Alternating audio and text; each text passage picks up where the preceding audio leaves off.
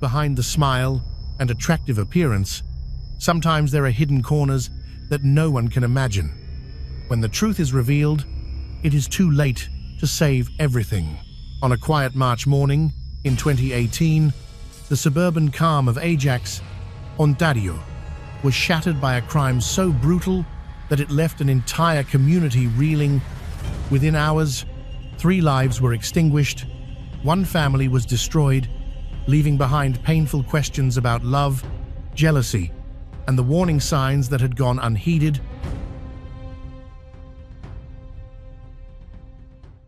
On March 13, 2018, Vanelia Pedzianowski was eagerly anticipating the evening. School was breaking for spring vacation. The 13-year-old girl had an entire week of rest and enjoyment ahead of her. She lived with her family in Ajax, a fairly large city in the province of Ontario, Canada.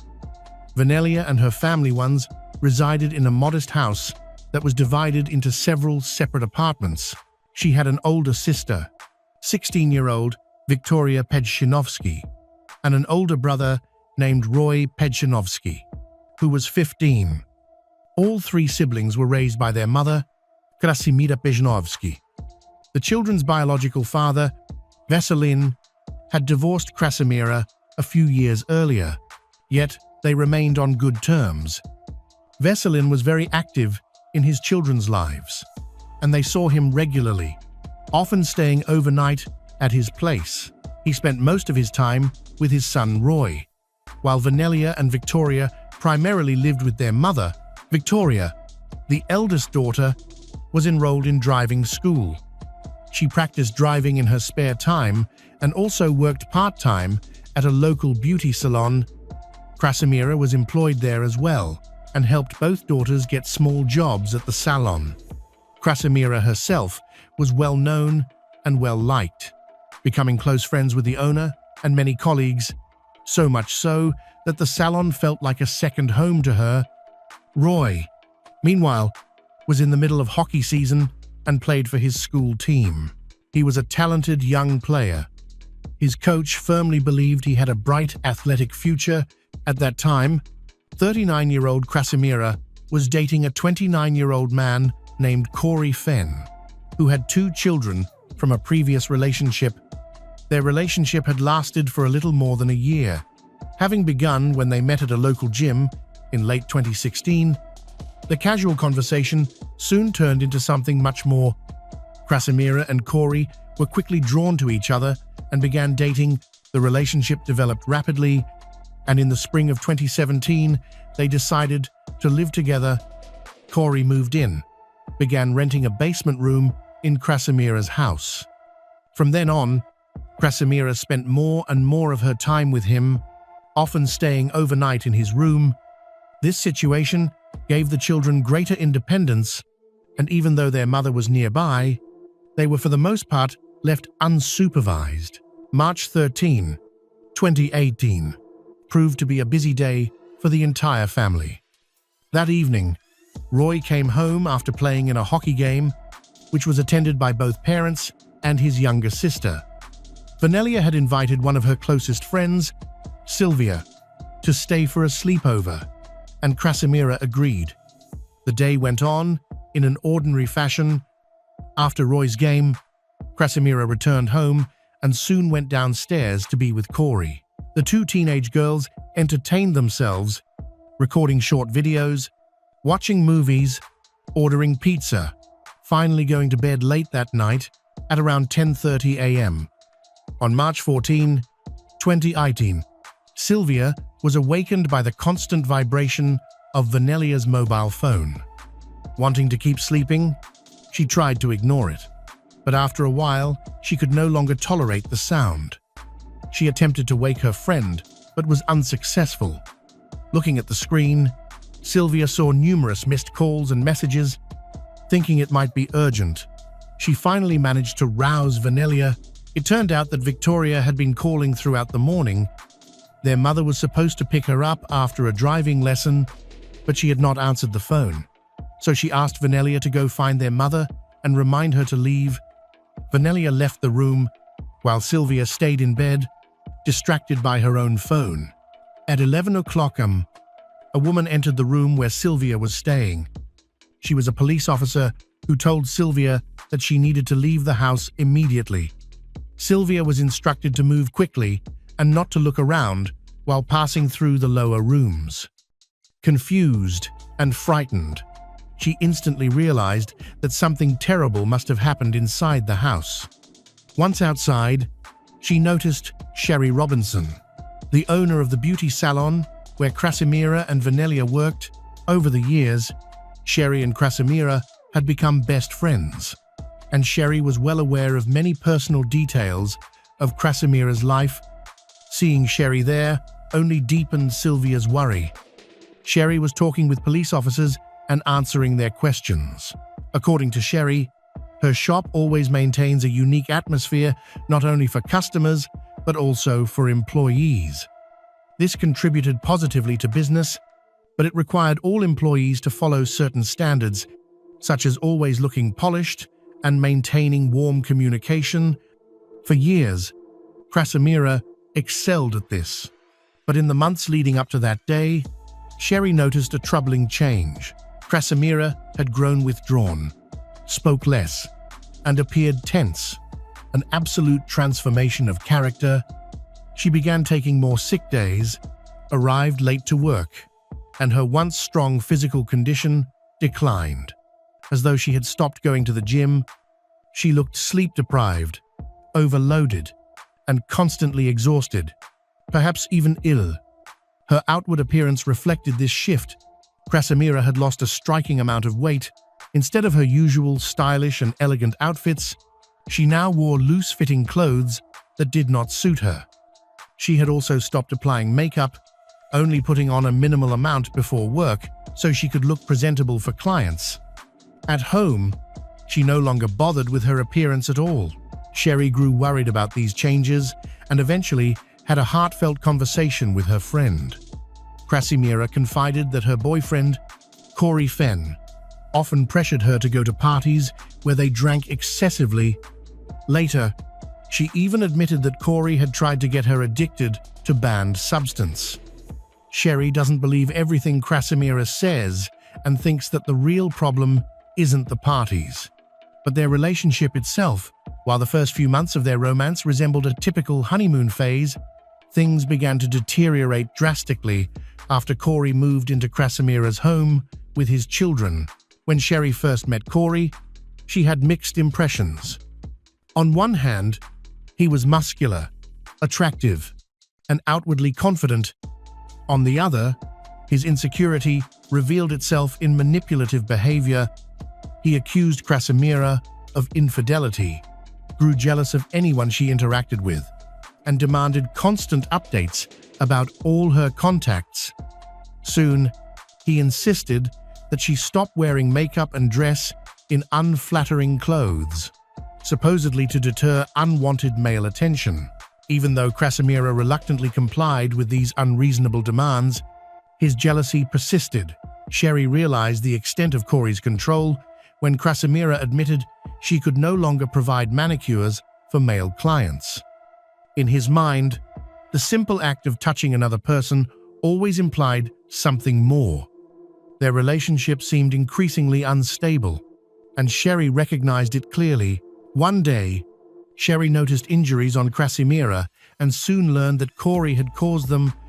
It became apparent that he was quick to anger whenever he failed to get his way. Any attempt by Krasimira to assert her boundaries provoked him, and he would lash out physically. In one confrontation, he slammed her against a wall with such force that the phone in her pocket broke. Alarmed by these revelations, Sherry tried to help her friend, repeatedly urging her to open up and insisting it was time to end the relationship. Unfortunately, Krasimira was hesitant and felt she needed more time before making such a decision. By February, Krasimira arrived at work in high spirits, happily announcing that Corey was finally moving out. The breakup had come after she discovered his infidelity. Given his constant and irrational jealousy, everyone at the salon was relieved to hear that Krasimira had ended the relationship.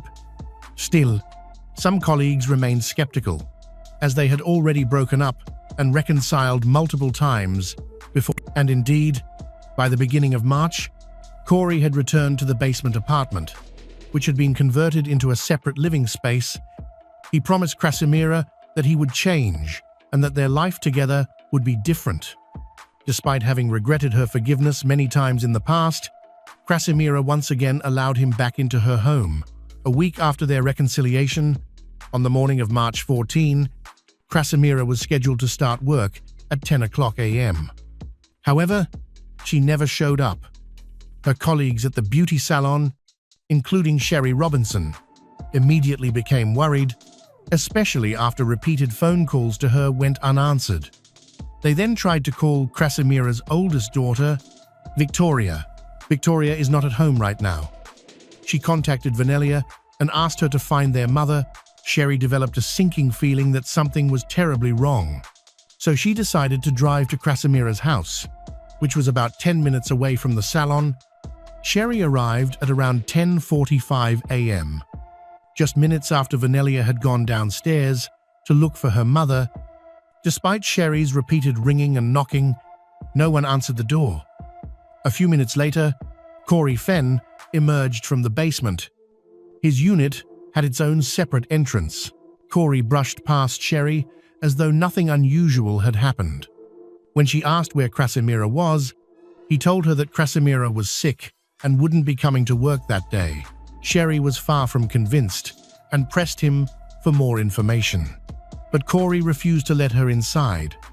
He insisted that Krasimira had drunk too much the night before and was merely sleeping it off. Sherry, sensing something was terribly wrong, refused to accept his explanation. During the exchange, she noticed Corey's suspicious demeanor.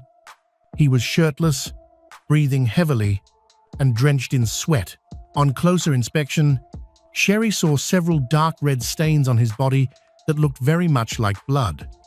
Still, Corey continued to insist that Krasimira was fine and did not allow Sherry into the basement. Eventually, Sherry pretended to accept his explanation, saying she would head back to the salon. Corey seemed to relax and even promised that Krasimira would call as soon as she felt better. Sherry got into her car and pretended to leave, but after driving only about 100 meters, she stopped and called 911. She explained her concerns to the dispatcher and requested a welfare check.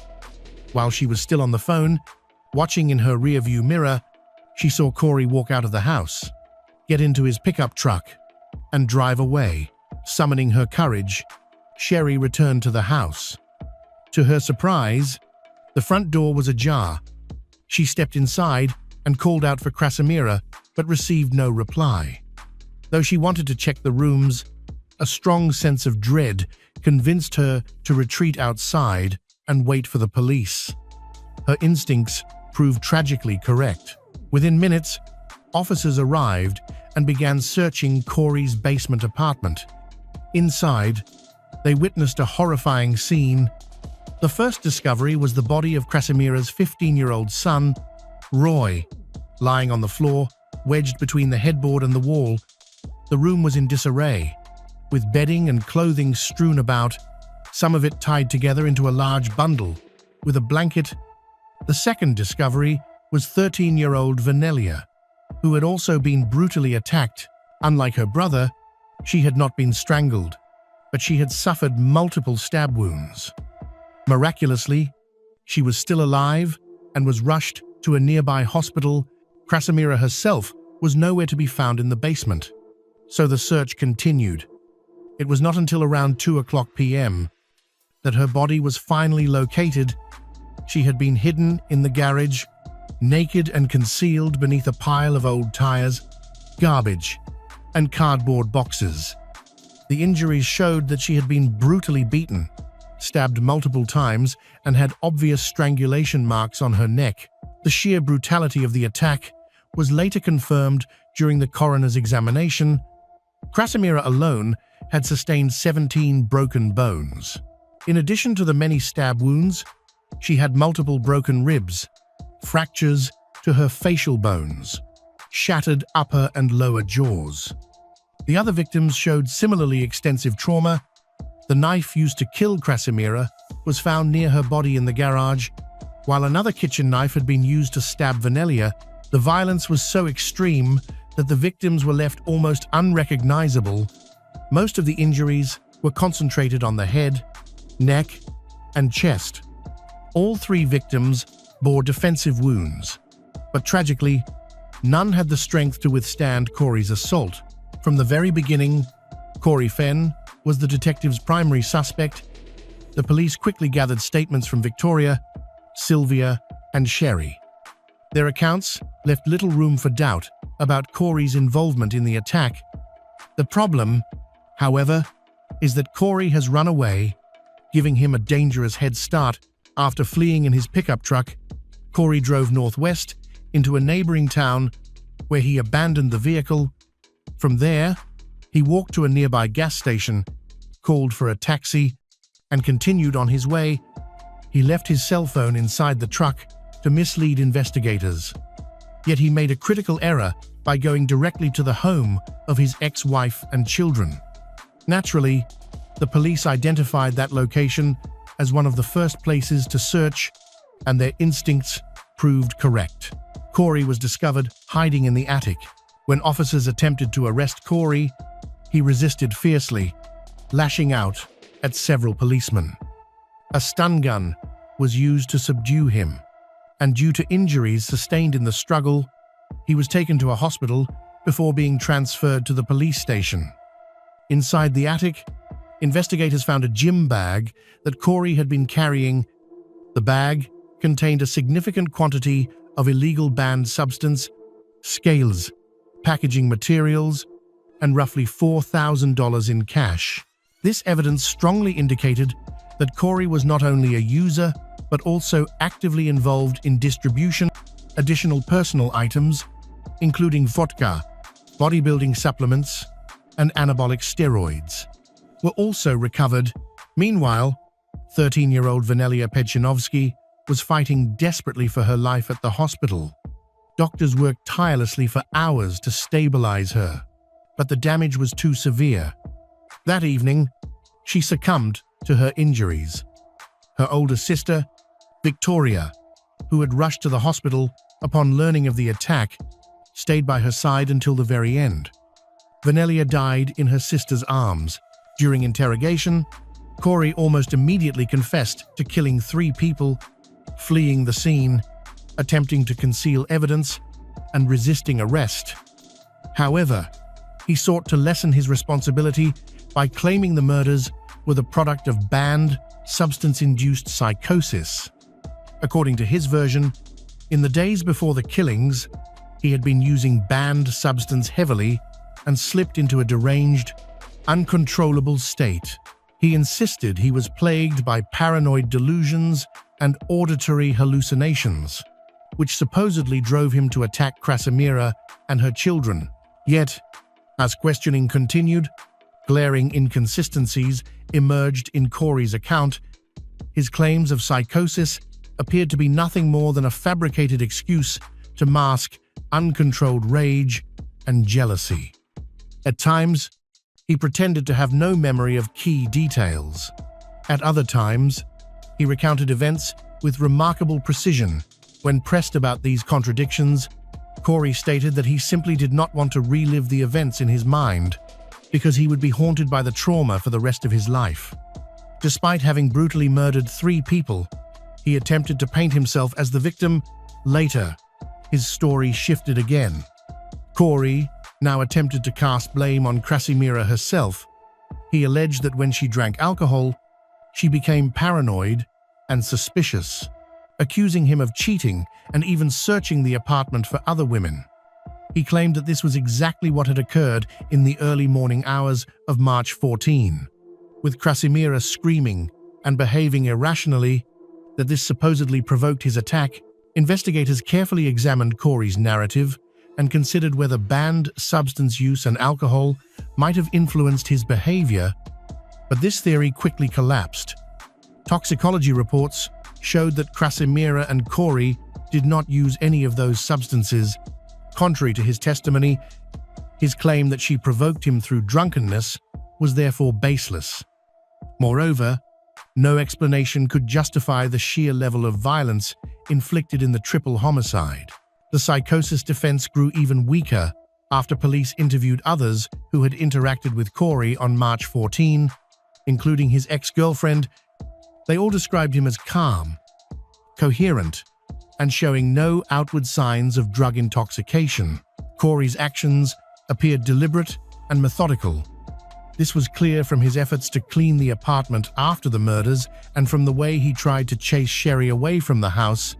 Corey Fenn even deleted all the data from his cell phone and abandoned his pickup truck with the phone still inside, deliberately attempting to mislead investigators. His rational mindset was also evident when he specifically asked about Victoria through Sylvia. He showed no concern for Krasimira's friend. His focus was solely on members of the Pejanovsky family. This selectivity strongly suggested that he was not impaired by banned substance or alcohol and that he was fully aware of his actions. Detectives concluded that the crime bore all the hallmarks of planning and premeditation. When investigators interviewed Victoria, the surviving daughter, she provided critical insight into Corey's behavior. She explained that on March 13, she had not initially intended to spend the night at her father's house. While searching for something at home earlier that day, she had stumbled upon a large bag filled with illegal banned substance. Disturbed, she confronted her mother, warning that if Corey continued to keep such substances in the house, she would report it to the police. Outraged by the discovery, Krasimira assured her daughter that she was ending the relationship for good. She planned to order Corey out of the basement apartment and never let him return. Still shaken by what had happened, Victoria chose to stay at her father's place that evening, not wanting to be present for another inevitable confrontation. Detectives came to believe that the outbreak of violence most likely occurred after Krasimira confronted Corey. She may have mentioned both the discovery of the banned substance and the threat of going to the authorities, which escalated the situation. It became clear why Corey had later been searching for Victoria inside the house. He saw her as the person most likely to expose his criminal activities. Silencing her would have protected him, and the only reason she survived was because she happened to be elsewhere that night.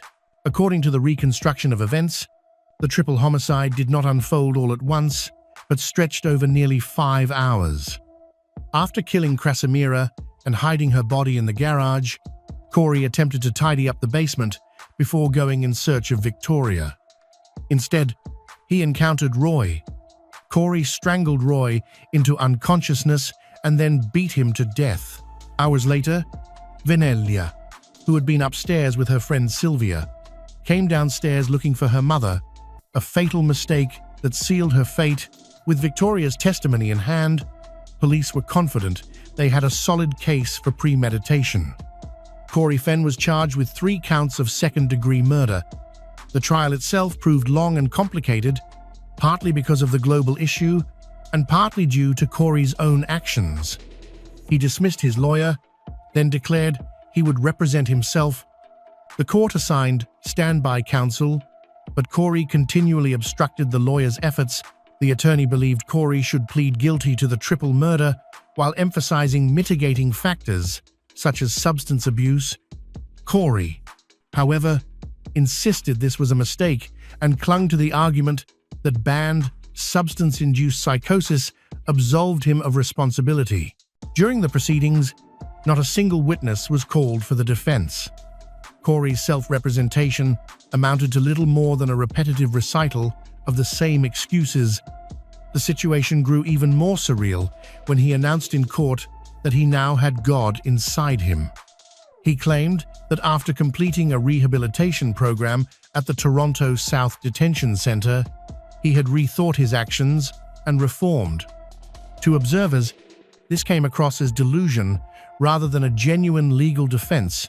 It appeared Corey was attempting to convince the court of his insanity, but his strategy failed completely. In February 2022, Corey Fenn 33, was found guilty of murdering Krasimira, Roy, and Vanelia Pejanovsky. His sentencing hearing took place 2 months later. By then, his courtroom behavior had grown even more erratic. He continued to insist that the God within him had cleansed him, and he even announced plans to file a civil lawsuit against the state for alleged mistreatment. His repeated interruptions eventually led to his removal from the courtroom, after which he was forced to watch the proceedings remotely. In Canada, a conviction for second-degree murder carries a mandatory life sentence, with the possibility of parole after at least 10 years. These parole ineligibility periods can be ordered to run either concurrently or consecutively. In this case, the Crown argued for consecutive sentences, which would effectively ensure that Corey Fenn would spend the rest of his life behind bars. However, just prior to his trial, the Supreme Court of Canada ruled that consecutive parole ineligibility periods constitute cruel and unconstitutional punishment. Even so, considering the extreme brutality of the crimes and Corey's utter lack of remorse, it was clear that he would almost certainly never walk free again. Ultimately, Corey Fenn was sentenced to life in prison with no chance of parole for 25 years for the murder of Krasimira Pejanovsky, Vanelia Pejanovsky, and Roy Pejanovsky. The murders devastated everyone connected to the Pejanovsky family. Krasimira's father recounted that he was bedridden for days, lost in grief, constantly reliving nightmares of what had happened. Vanelia's close friend also struggled deeply, tormented by memories of that morning. Sherry Robinson, who had bravely insisted on checking the house, admitted that she often questioned whether she could have done more to save them. But the heaviest burden fell on Victoria, Krasimira's surviving daughter. She carries a profound sense of guilt, convinced that if she had been home that night, she might have been able to protect her mother and siblings. Yet those around her believe otherwise, that had she been present, she too would have become one of Corey Fenn's victims. Hi everyone, thanks for returning. Let's unravel another horrible case. The case of Stacy Panell. Stacy Panell was born on September 5, 1967, in Ripley, Mississippi, United States. As the first child in her family, she was very close to her parents. During her high school years, Stacy was an active member of the school orchestra. She excelled academically, receiving high grades that earned her scholarships to several colleges. She eventually chose Northeast Mississippi Community College in Boonville, allowing her to stay close to her family and maintain their strong relationship. This decision became even more significant when her father was diagnosed with brain cancer. As a freshman, Stacy continued to participate in the orchestra, practicing and performing regularly. She lived in Murphy Hall, an all-female dormitory on campus, where she shared a room with her roommates, Stephanie Lynn Alexander and Amy Wheeler. Each dormitory room provided students with privacy and was connected to 2 adjacent rooms through a shared bathroom. On the night of October 8, 1985, Amy Wheeler, one of her roommates, returned to the dorm. When she arrived, she found their room door locked from the inside. She knocked on the door, hoping someone would let her in, but no one answered. Amy then tried to enter through the bathroom, but that door was also locked. Frustrated, she knocked again, waking up a nearby neighbor, Stephanie. It was around 2:30 in the morning, and Stephanie was understandably irritated as she had been asleep. Eventually, Amy managed to enter the room and noticed that Stacy's door was slightly open. When she looked inside, she immediately noticed something unusual. Stacy was lying on the bed with her left leg propped up, while her right leg was hanging down toward the floor. Curious, Amy walked over, adjusted her position, and covered her with a blanket. However, when she touched Stacy's leg to lift it, she panicked because it felt cold and heavy. Looking closer, she noticed a dark stain on the bed. When she realized it was a significant amount of blood, Amy was horrified. Panicking, Amy ran into the hallway, screaming for help. Her screams woke up another student, Belinda Posey, who quickly ran out to see what was happening. Amy told her that Stacy was dead. When the two girls returned to the room shared by Stephanie and Stacy, they discovered that the doors, which had been open earlier, were now locked. Since the doors did not close automatically, it became clear that someone had locked them deliberately. This realization terrified the girls, as they feared that the perpetrator might still be nearby, adding to the tension and fear. To investigate further, the girls used the bathroom passage again. When Amy checked Stacy's room, she confirmed that the door was locked. In a state of panic, they ran back into the hallway and sought help from another student, Edna Snyder, who had also been awakened by the noise. Edna immediately went to the school security guard and asked him to unlock the door with the master key. When the group finally entered Stacy's room, they discovered that something terrible had happened to her. The janitor was horrified to find that Stacy was cold to the touch and appeared to be dead. The police were immediately called to the school. When forensic officers arrived, they discovered that Stacy had suffered severe injuries to her left leg and a head wound that appeared to have been caused by blows from a blunt object. The extent of her injuries indicated the brutality of the attack. Stacy had been a freshman in college for just over a month. During that time, she had made many friends among her classmates and other girls. Police noticed a cane that Stacy used for her orchestra performances lying on the floor near her body. It was wrapped in a towel and there was blood on the handle. Police concluded that someone had beaten Stacy to death with the cane, wrapping the towel around it to avoid leaving fingerprints. Stacy's window was slightly open. Her room, located on the first floor, overlooked a large field. It appeared that the perpetrator had used this window to enter and exit the room, escaping undetected by running across the field instead of through the school grounds. However, this was just a theory that required further evidence. Another theory suggested that the criminal entered through the main door and escaped through the window. Police considered the possibility that the perpetrator could have been Stacy's boyfriend. Since Stacy's valuables and money were untouched, robbery was ruled out, and investigators suspected that the attack may have been motivated by abuse. The police immediately began questioning everyone who was in the dormitory at the time, but no one reported seeing anything unusual. Even the security guard confirmed that no strangers had entered the building. There were no visitors in the evening, and no one stayed overnight with their girlfriends.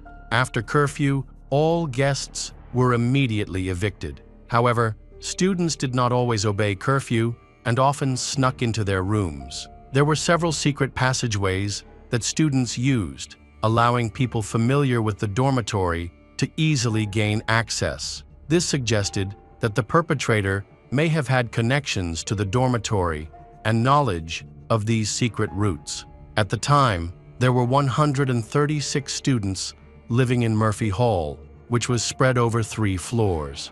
Police interviewed each girl individually to determine if anyone had noticed anything unusual that evening or during the night, such as screaming or signs of a struggle. However, no one reported hearing anything. This suggested that Stacy may have been asleep when she was attacked. The attack appeared to have happened suddenly, leaving her no time to react. Forensic experts also examined Stacy's room. A key piece of evidence was her performance cane. Surprisingly, the cane had no fingerprints on it, not even Stacy's. The only clue in the room was a small fingerprint found on Stacy's body. However, in 1985, technology was not advanced enough to make a full identification. After some time, the autopsy results revealed a surprising discovery. There were no signs of abuse. This suggested that the perpetrator had deliberately staged the crime scene by removing Stacy's clothes to mislead the police. Armed with this new information, the police began reconstructing the timeline of events on October 7, the day Stacy died. That morning, Stacy attended class and later went to band practice. Afterward, she participated in an intramural softball game. Following the game, she returned to her dorm to study. Around 10 p.m., she went for a walk with some friends from her dorm. Later, a female friend picked her up, and they met with a group that included a boy Stacy had recently started dating. Stacy spent the evening with him, and he eventually drove her back to her dorm. The last confirmed sighting of Stacy was shortly after midnight in the hallway of Murphy Hall, where she was seen returning to her room and going to sleep. The police turned their attention to Stacy's boyfriend and began their investigation by questioning Tommy Osborne, who became their first suspect. Tommy was cooperative and appeared genuinely shocked by the news of Stacy's death. He explained that they had only recently started dating and confirmed that he had dropped her off at her dorm after spending the evening together. When the police requested to search his room, Tommy agreed without hesitation. However, the search yielded no evidence implicating him. To eliminate any remaining doubts, Tommy agreed to take a lie detector test, which he passed without incident. Although he was officially cleared as a suspect, Tommy was unable to provide any significant leads for the investigation. His relationship with Stacy was new, and he had no knowledge of her having any enemies. Unfortunately, he could not offer any useful information to advance the case. Stacy's best friend, however, provided a potential clue. She mentioned Stacy's ex-boyfriend, who lived in her hometown and had been in a serious relationship with her. The two were even engaged and had plans to marry. However, Stacy ended the relationship on her own, deciding to move into a dorm to focus on her studies. Her ex-boyfriend was strongly opposed to the breakup and had complained to several friends about Stacy's decision. His behavior became obsessive as he began stalking her by showing up uninvited and arranging surprise encounters. He persistently tried to convince her to reconcile and resume their relationship. Despite his efforts, Stacy was determined to end the relationship. She wanted to focus on her studies without distractions from her ex-boyfriend. During her first semester, Stacy frequently confided in her friends about the increasing pressure from him. It was clear he could not accept her decision to break up. He even aggressively demanded the return of her engagement ring, claiming he wanted to pawn it for money. While Stacy found his obsession annoying, she was not afraid of him. Her ex-boyfriend quickly became the police's prime suspect. When questioned, he adamantly denied any involvement in Stacy's murder. He admitted that he had struggled to accept their breakup and the end of their engagement, but claimed that he had eventually come to terms with it. He continued to insist on his innocence and even provided the police with an alibi. He was at home during the time of Stacy's murder and went to bed early. His mother, who worked at the hospital from 3 p.m. to 11 p.m., corroborated his account. She stated that when she returned home, she checked on her son and found him asleep. However, the police considered this alibi unreliable. They believed his mother might have been covering for him, and the university was only about a 30-minute drive away. After his mother checked on him and went to bed, he could have left the house undetected, committed the crime, and returned. Despite this suspicion, there was no solid evidence to charge him. Stacy's ex-boyfriend agreed to take a lie detector test, but unlike Tommy's results, his results were inconclusive. Therefore, he remained a suspect. At the time, the investigation created considerable pressure on the school community. In the 6 months following Stacy's death, police interviewed numerous students at the school, but the case made no significant progress. There was a growing risk that Stacy's murder would remain unsolved for years. Meanwhile, students were gripped by fear, worried about the possibility of more attacks. In response, the school administration tightened security and implemented stricter rules. Students were no longer allowed to leave campus after curfew. Despite these measures, fear persisted, and many remained extremely anxious. A year after Stacy's death, one of the police officers investigating her case attended a workshop to improve his skills. During the workshop, an expert in interrogation techniques introduced a new method of analyzing body language and movements to determine whether a suspect was lying. The seminar was led by Steve Rhodes, a veteran police officer from the Chicago suburbs who had served as a police chief for many years. He was known for his ability to quickly determine whether someone was telling the truth or lying. Steve originally developed this technique to catch illegal drug dealers, and it proved to be extremely effective. He successfully extracted a confession from a notorious crime boss, along with the extradition of 7 key members of the gangs involved in smuggling. After this success, he documented his methods and introduced the new interrogation technique to his colleagues. His expertise earned him recognition, and he began holding seminars on the subject. After one of these seminars, Steve was invited to Mississippi to assist in solving Stacy's murder. He agreed to help and requested to speak with everyone who had been interviewed during the investigation. He wanted to hear directly from everyone who knew Stacy to piece together what had happened. First, Steve interviewed Amy Wheeler, the person who discovered Stacy's body. He believed Amy was telling the truth. She provided detailed information, and her facial expressions and body language showed genuine fear, which convinced Steve of her honesty. Next, Steve interviewed Stephanie, Stacy's roommate.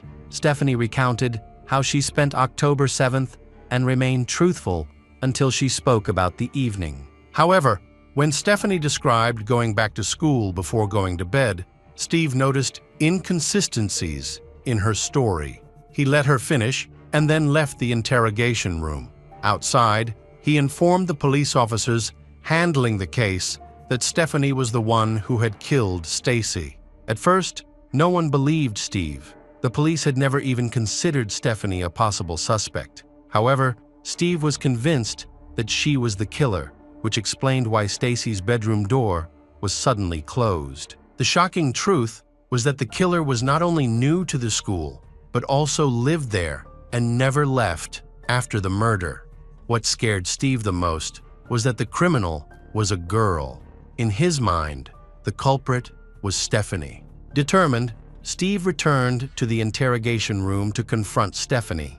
After nearly 2 hours of continuous questioning, Stephanie glared at him angrily and accused him of being a psychic. Without hesitation, Steve agreed and told her that he could read her mind. Stephanie eventually admitted to Steve that she was the one who killed Stacy. She then recounted what had happened the night Stacy came home. The two had argued about a boy they both liked, Tommy. The argument escalated, and Stephanie lost control. She grabbed a stick from the corner of the room and hit Stacy in the head. Stacy immediately fell to the floor, unconscious. But Stephanie could not stop. She continued to attack until Stacy stopped breathing. Stephanie carefully removed any traces of evidence and destroyed her fingerprints at the crime scene. She also moved Stacy's body and deliberately altered the scene to make it appear as though it was a case of abuse in an effort to mislead the investigation. Stephanie was confident she could get away with it. Had it not been for the intervention of Steve, an experienced police officer, the case might still have been unsolved. A few days after her confession was recorded, Stephanie discovered that Steve was not a psychic. Realizing that she had fallen into a police trap, she attempted to retract her confession during her preliminary hearing. Initially, she claimed she had confessed while under hypnosis. When this explanation failed, she changed her story and alleged that Steve had threatened her. She insisted that she had been coerced into signing the confession through hypnosis. While she was awaiting trial in prison, Stephanie wrote a letter to Randy Price, a boy she had been dating for about a week. Although she always maintained her innocence in public, in this letter, she confessed to murder. The letter described the events of October 7, 1985. According to Stephanie, she had been doing her homework and planned to rest before class. Around 10 p.m., she took 3 pills to ease the pain from an infection and then fell asleep. However, she woke up at 12:30 a.m. when Stacy and several other girls returned home. Stephanie claimed that Stacy was drunk and that several other students had helped her get to bed to ensure she wouldn't end up sleeping on the streets. Stacy, the center of the commotion, was loud and boastful about her new boyfriend, Tommy, whom she had just started dating. This upset Stephanie, who also had feelings for him. Frustrated, but trying to keep her cool, Stephanie walked out and asked everyone to be quiet because she had difficult classes the next day and needed to rest. After her request, the group quickly dispersed. Stephanie tried to sleep again but couldn't. Feeling restless, she decided to go to Stacy's room to apologize for losing her temper, being rude, and for what she had said. Stephanie admitted she had been jealous of Stacy and wanted to learn more about her relationship with Tommy. She even started sharing her own story, hoping Stacy might reconsider her relationship with Tommy. But Stacy suddenly slapped her, which led to an argument and eventually a fight between the two girls. In the letter, Stephanie claimed that Stacy was so aggressive she feared for her own life. At one point, she said Stacy was holding a stick and advancing toward her. Realizing the danger, Stephanie instinctively grabbed the stick first to defend herself from the attack. Based on the contents of the letter, the incident was deemed an act of self-defense. However, it was later revealed that her defense team had urged her to write the letter. The attorneys believed that presenting the incident as self-defense would reduce her culpability and lead to a lighter sentence. The approach itself was deliberate, as both parties were aware that letters and calls from prison were monitored. The letter was crafted as a subtle way to suggest to the prosecutor that the sentence should be reduced. The carefully worded statement, likely composed by the defense team, depicted Stacy as being drunk and out of control during the incident. The trial was contentious and lasted for a month. In the end, the prosecution failed to provide sufficient evidence to prove intent. Stephanie Lynn Alexander was convicted of manslaughter, determined to have acted in a state of rage. She received a 20-year prison sentence, but was released early in August 2001. After her release, Stephanie returned to Mississippi and started a new life. She even opened a small business. To this day, Stephanie maintains her innocence, claiming that she was coerced by the authorities into confessing. Hi everyone, thanks for returning. Let's unravel another horrible case. The case of Matthew Hoffman. Matthew Hoffman was born on November 1, 1980. Little is known about his childhood, but he was probably a quiet and somewhat withdrawn child who was loved by his parents. Although there may have been some strange traits in his behavior, they did not indicate that Matthew was a danger to others. He was very fond of plants, especially leaves. Matthew was a loner with no friends, and many people thought he was strange, even suspecting that he might have mental problems. He graduated from high school, but did not pursue further education. After getting a job as a plumber's assistant in Colorado, Matthew, with no friends or acquaintances to help him, secretly stayed in a corner of one of his clients' apartments while they were away. When he learned that the landlord was returning, instead of cleaning up and leaving, he set fire to the apartment to hide his presence. Matthew was arrested and sentenced to 8 years in prison, but he only served 6 years and was released early for good behavior. In 2009, after returning to his hometown in Ohio, he bought a small house. He began dating a woman who had a young son from a previous relationship. Things went well for a while, as they all lived together until late 2010.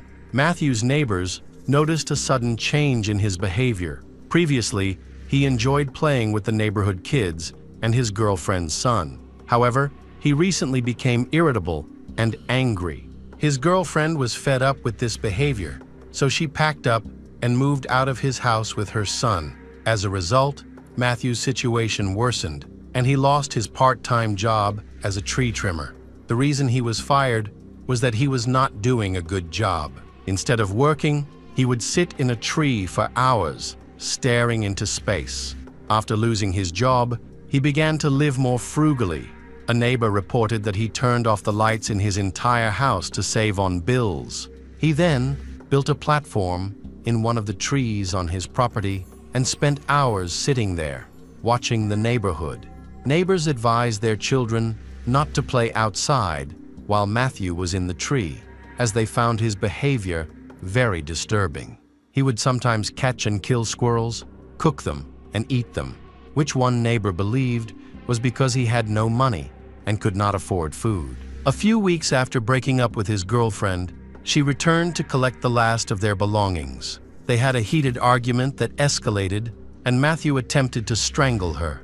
Although she initially filed a lawsuit, she changed her mind and dropped the case a few days later. In November 2010, Matthew began behaving strangely and was found stealing various items. He soon developed a new hobby of breaking into homes in his small town. One house that caught his attention was located in the suburbs near a wooded area. He spent a lot of time in the trees watching the house. The occupants of the house included 32-year-old Tina Herman, her two children, 13-year-old Sarah Maynard, and 11-year-old Cody Maynard, and her boyfriend. The garage door was not properly locked, allowing Matthew easy access. Although there are neighboring houses, they are far enough away that no one can see or hear anything unusual at night.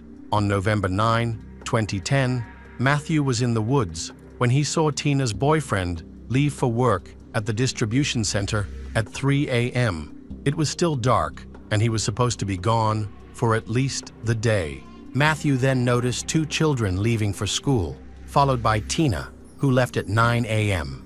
Thinking that she was leaving for work, Matthew decided to pack his things and break into Tina's house through the garage.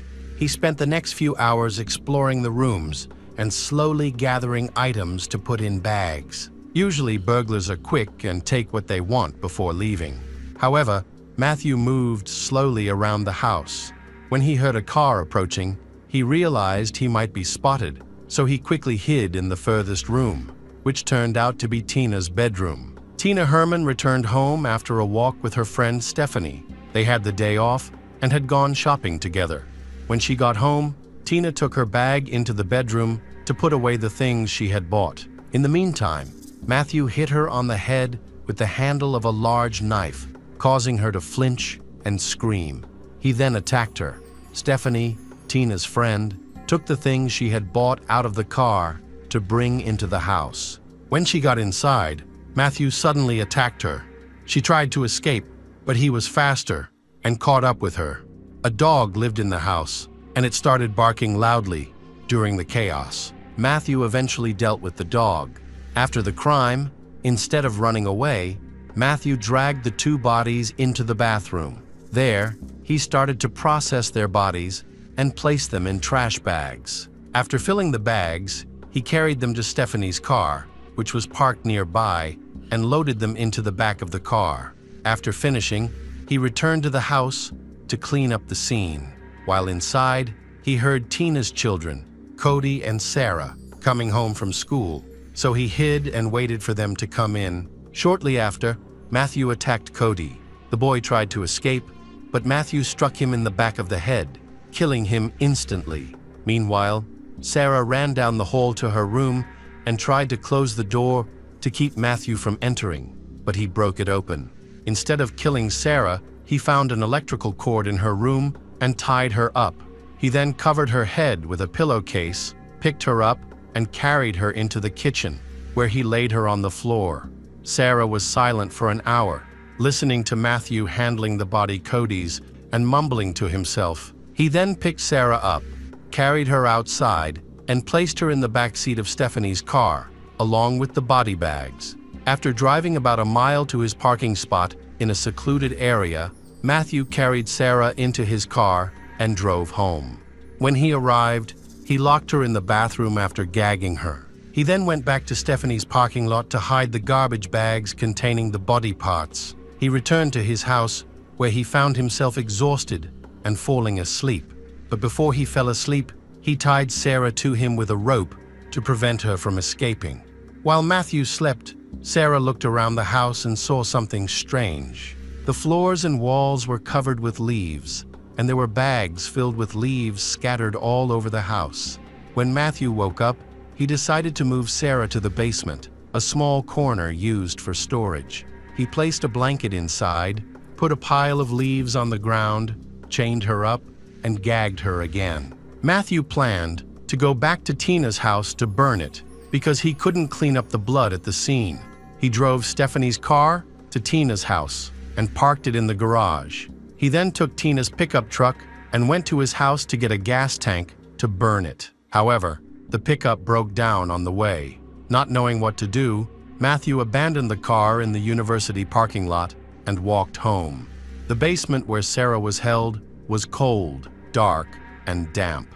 She was constantly freezing and had no choice but to lie down or sit because of the low ceilings. Matthew provided her with spoiled food and prevented her from using the bathroom. He wrapped a garbage bag around her waist to serve as a makeshift diaper and did not allow her to clean herself. The next day, Tina and Stephanie's co-workers noticed that they did not show up for work, raising concerns. Tina's supervisor went to her home and discovered that Tina's pickup truck was missing. Looking through the window, she saw an unusual mess inside the house. The employee eventually broke the window to enter the house, where she discovered a significant amount of blood and immediately called the police. When the police arrived and searched the house, they found no one there. The officers discovered that the children had not attended school that day. Inside the house, although no bodies were found, there was a significant amount of blood in almost every room. The investigation was aided by the discovery of empty trash bags in the house, which contained receipts for items purchased at a hardware store. Officers took this information to the store and requested video footage from a specific date and time. Although the man who made the purchase was not clearly visible in the footage, they were able to track him as he walked to his car, identifying it as a Toyota. At the same time, a search was underway for Tina's missing pickup truck, which was eventually found in the university parking lot. Inside the truck, police found empty gas cans. The police then gathered all the evidence and focused their search on the drivers of Toyotas. Ironically, Matthew's driver's license had a picture of him wearing the same shirt seen in the store footage, leading to his identification. The police deployed a special weapons and tactics team to Matthew's home. When they entered, Matthew, who was asleep on the couch and unaware of the situation, did not resist and was taken into custody without incident. After the arrest, the police conducted a search of Matthew's home and found Sarah in the basement. She was lying on a pile of leaves, tied up but still alive. The police were shocked by the state of Matthew's home, which was littered with leaves, bags of leaves hanging from the walls, and the floor covered in leaves. In the living room, there was a pile of leaves, large enough to raise suspicions about what might be hidden underneath, especially given the disappearances of Stephanie, Tina, and Cody. Despite the chaos of the scene, the police found no evidence of a crime. They discovered strange and seemingly meaningless drawings on the doors and kitchen walls. The refrigerator contained the bodies of beavers and squirrels. When questioned, Matthew remained calm and quiet. He claimed the murders were the result of a botched burglary. Matthew intended to steal valuables and was surprised when Tina and Stephanie returned home. In a panic, he killed them. The police rejected the initial account, asserting that the crime was premeditated. Matthew found that the garage was open and that in the morning, everyone had left the house. Near the property, they found a sleeping bag and a burned area under a tree, which showed signs of having been climbed multiple times for a better view. They also found large bags of trash in the garage, along with a receipt indicating that Matthew had purchased them a week before the murders. Prosecutors pointed out that burglars typically do not linger in homes for hours. They take what they need and leave quickly.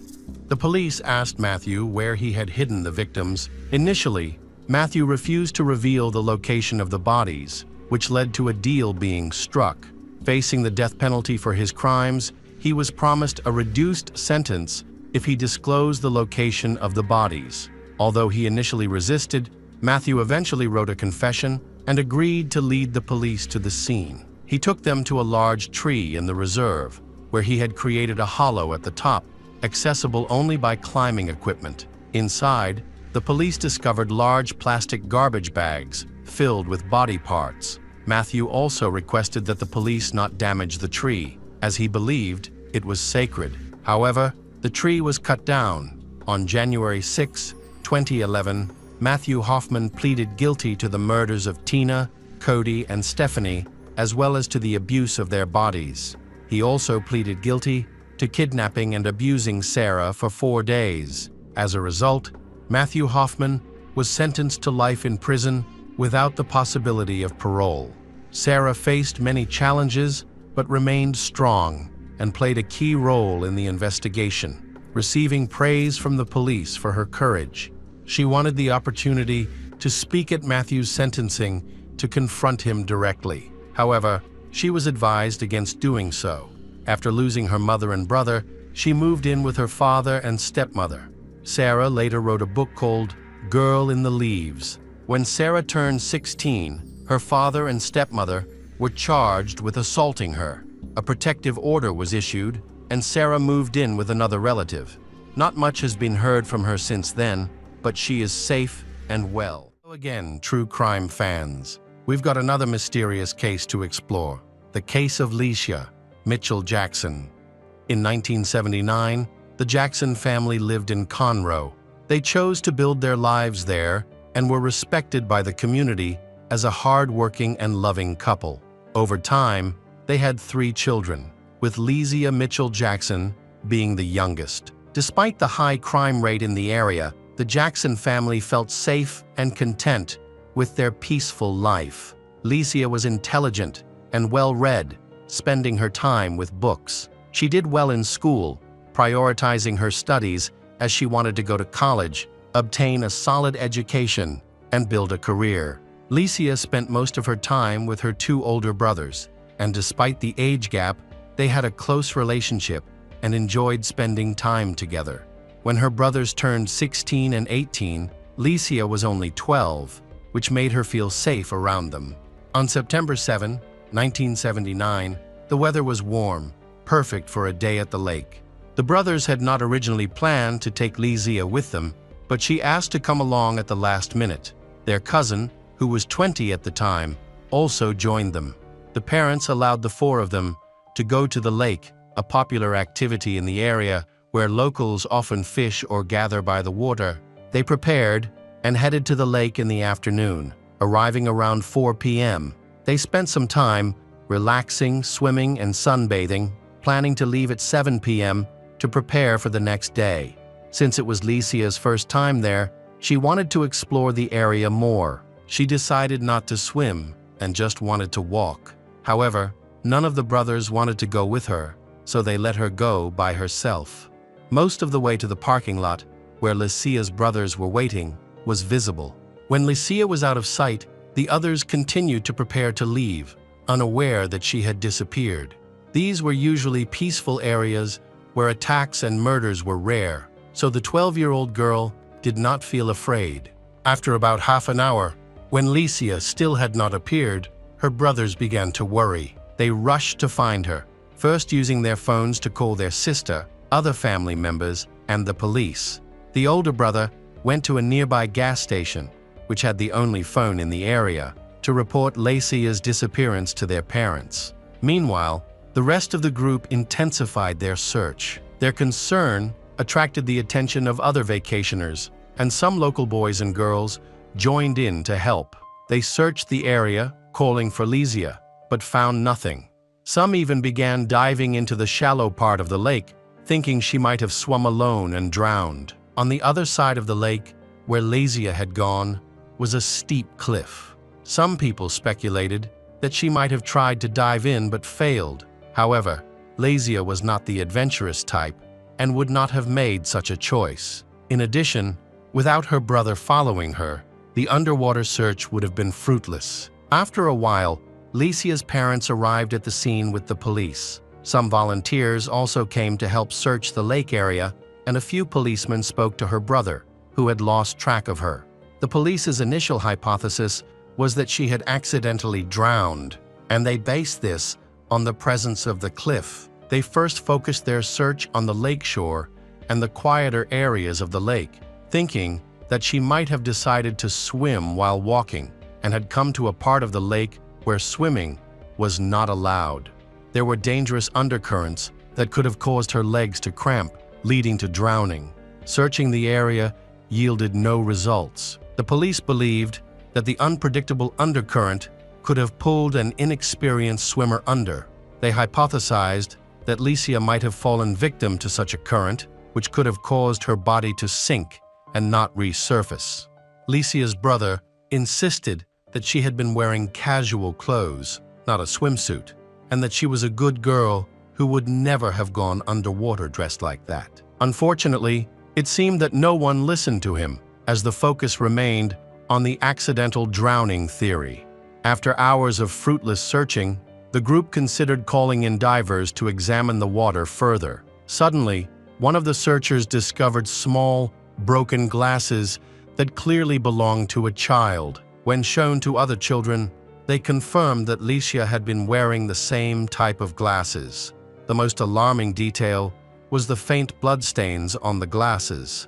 It was suspected that these glasses had been found on a road leading away from the lake, especially since no trace of Lisia was found in the water. This led the police to shift their focus from drowning to kidnapping, increasing their attention to the land around the lake. Near where the glasses were found, the police also discovered an earring that belonged to Lisia. Her parents confirmed that it was hers. Another witness informed the police that he had seen a brown Chevrolet Monte Carlo driven by a reckless driver who was behaving erratically. The driver suddenly changed lanes and skidded on the road, appearing to be under the influence of alcohol or drugs. This behavior raised suspicion, prompting the police to investigate young people driving similar vehicles that matched the witness's description. However, there were many such cars in the area, as this model was quite common. In addition, no one could clearly remember the driver's face or license plate number, leaving the police without any solid clues. They checked the road service reports in the hope that the reckless driver had been involved in an accident, but found nothing. Lisia's brothers felt guilty for not looking after their sister, and all the family members wanted to know what had happened to Lisia. Lisia's parents hoped that they would receive a call from the kidnapper demanding a ransom. However, the phone remained silent, and no letters arrived in the first 24 hours after she went missing. Initially, Lisia's family hoped that she would return home safely, but as time went on, that chance began to diminish rapidly. The situation worsened on September 13, 6 days after Lisia's disappearance.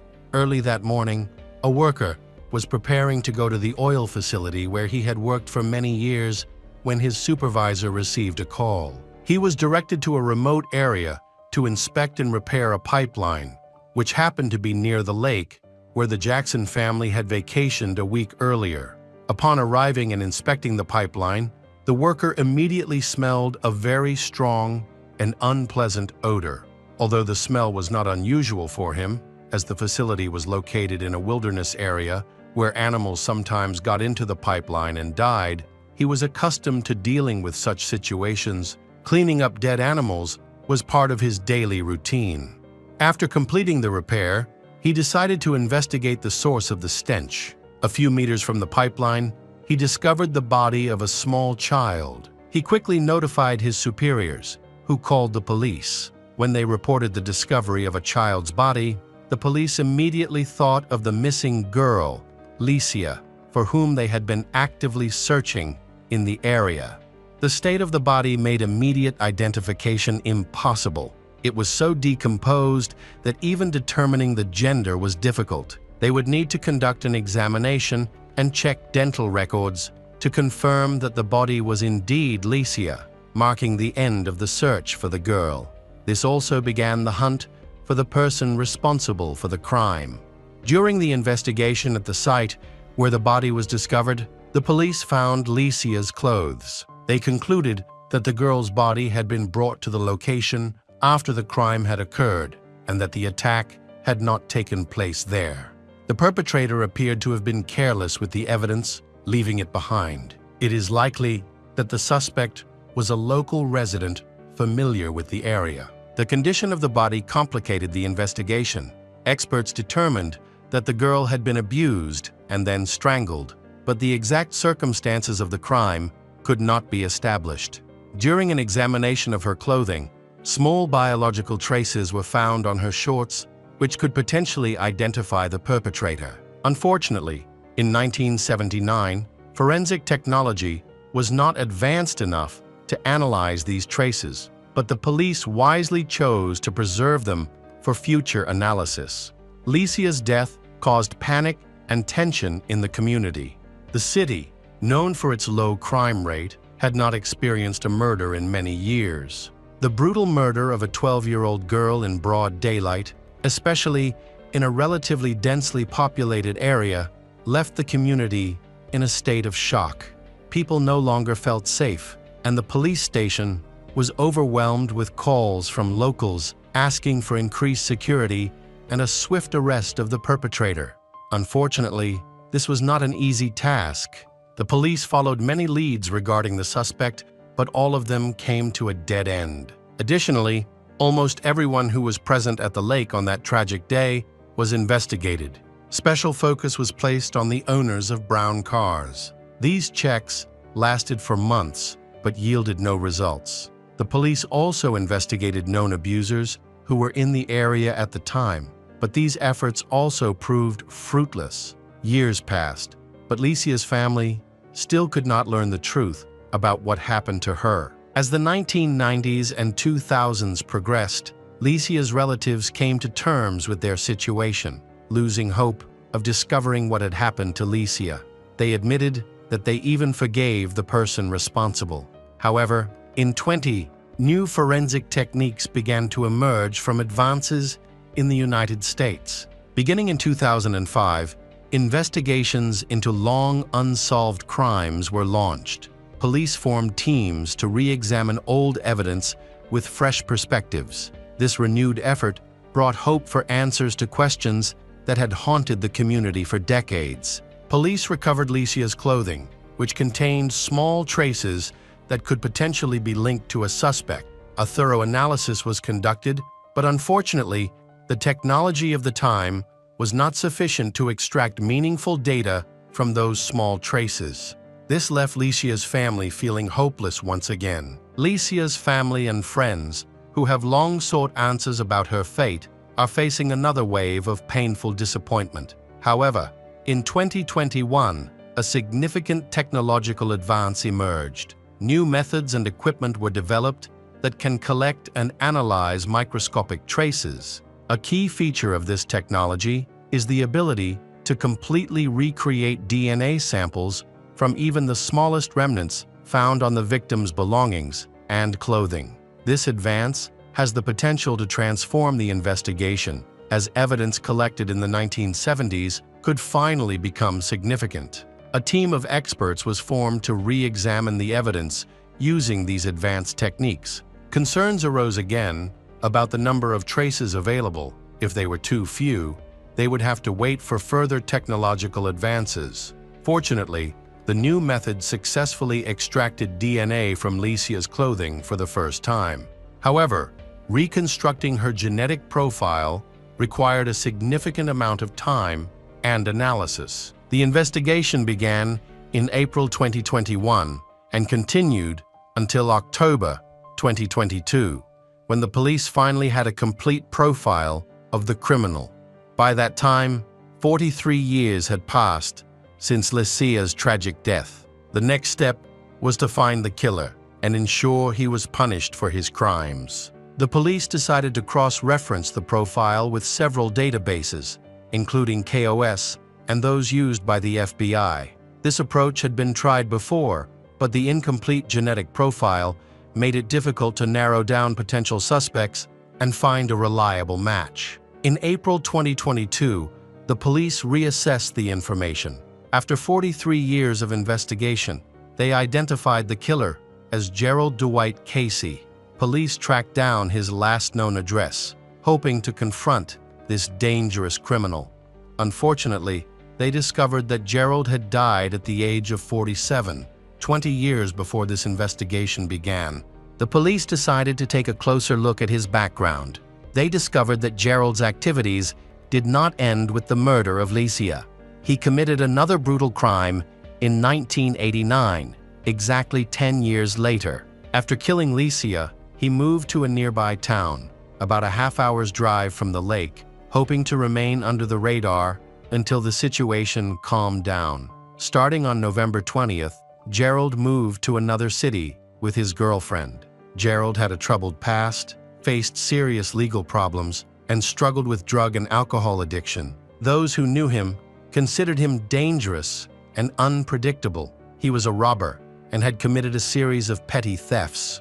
At that time, Gerald was engaged to Carla Smith, 36, who also had a history of theft, legal trouble, and substance abuse. She had developed a reputation for reckless behavior. On one occasion, she was arrested for drunk driving, causing several accidents in which no one was injured. This incident led to a police chase, but she ultimately chose to stop. The young couple was planning to move to New York to start a new life and hoped to become wealthy. However, they did not have the resources necessary for such a dramatic change. With their experience in robbery, Gerald and Carla knew how to handle their situation. In the city, there was a couple named Sonia Lynn Howell and Daryl Pennington, who were known for their business success and financial stability.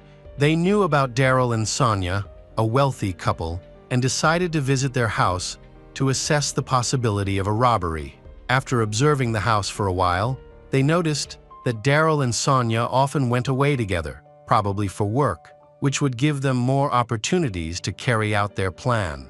After reviewing the information, the robbers planned and chose the time to break into the house. Their goal was to sell the stolen items at a pawn shop to raise money for their trip to New York. Unfortunately, their plan began to fall apart immediately.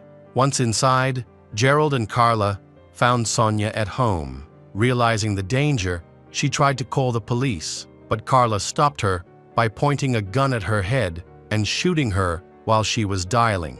Gerald then pulled out a gun and fired 9 shots at Sonia, leaving her with no chance of survival. The loud gunshots attracted the attention of the neighbors, who quickly reported the incident to the police. In their haste, the robbers took everything of value they found in the house, including money, jewelry, a Rolex watch, guns, and other equipment, before fleeing the scene.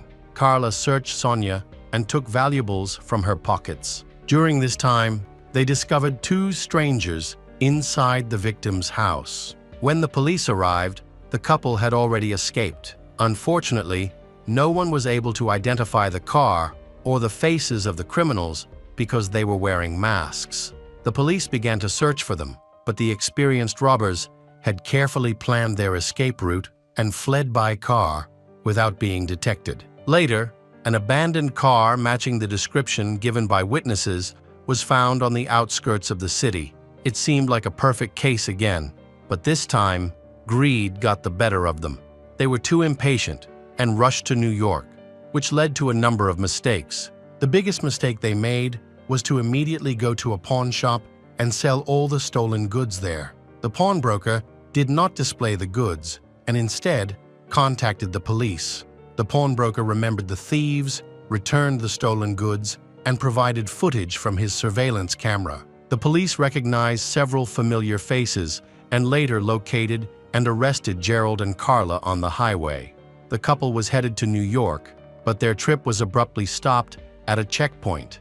They did not resist arrest, although the police were prepared to use force if necessary. While they denied killing Sonia, the evidence at the crime scene was clear bloody fingerprints and their hair were found. Carla accepted a plea deal with the prosecution in exchange for a lighter sentence. Her lawyer considered this a favorable deal because the couple faced the possibility of the death penalty. As a result, she testified against her boyfriend Gerald, leading to his conviction for Sonia's murder and several other crimes. Gerald was sentenced to death, while Carla received a reduced sentence of 10 years in prison for her involvement in the incident. After serving 10 years, Carla was released, and has not had any legal problems since. Gerald, on the other hand, remained incarcerated while awaiting execution. After several appeals, he was finally given a lethal injection on April 18, 2002, at the age of 47. Gerald's attorney made significant efforts to have his sentence commuted to life in prison to save his life, but all efforts were unsuccessful. Throughout his life, up until his execution, Gerald never admitted to killing Sonia and did not mention the murder of Lisia Mitchell Jackson. The evidence against him for Lisia's murder was clear and convincing. It is suspected that Gerald may have been involved in more murders in Texas in the 1970s and 1980s. However, thorough investigations using various databases have found no genetic matches between him and evidence from other unsolved cases. This does not mean that he limited himself to just 2 violent incidents. At a time when forensic science was just beginning to advance and the understanding of genetics was limited, it is likely that some of his other victims have not yet been discovered. There may still be unsolved cases in the archives. Lisia's family was relieved to know that her killer had been brought to justice, but this did not bring them much comfort.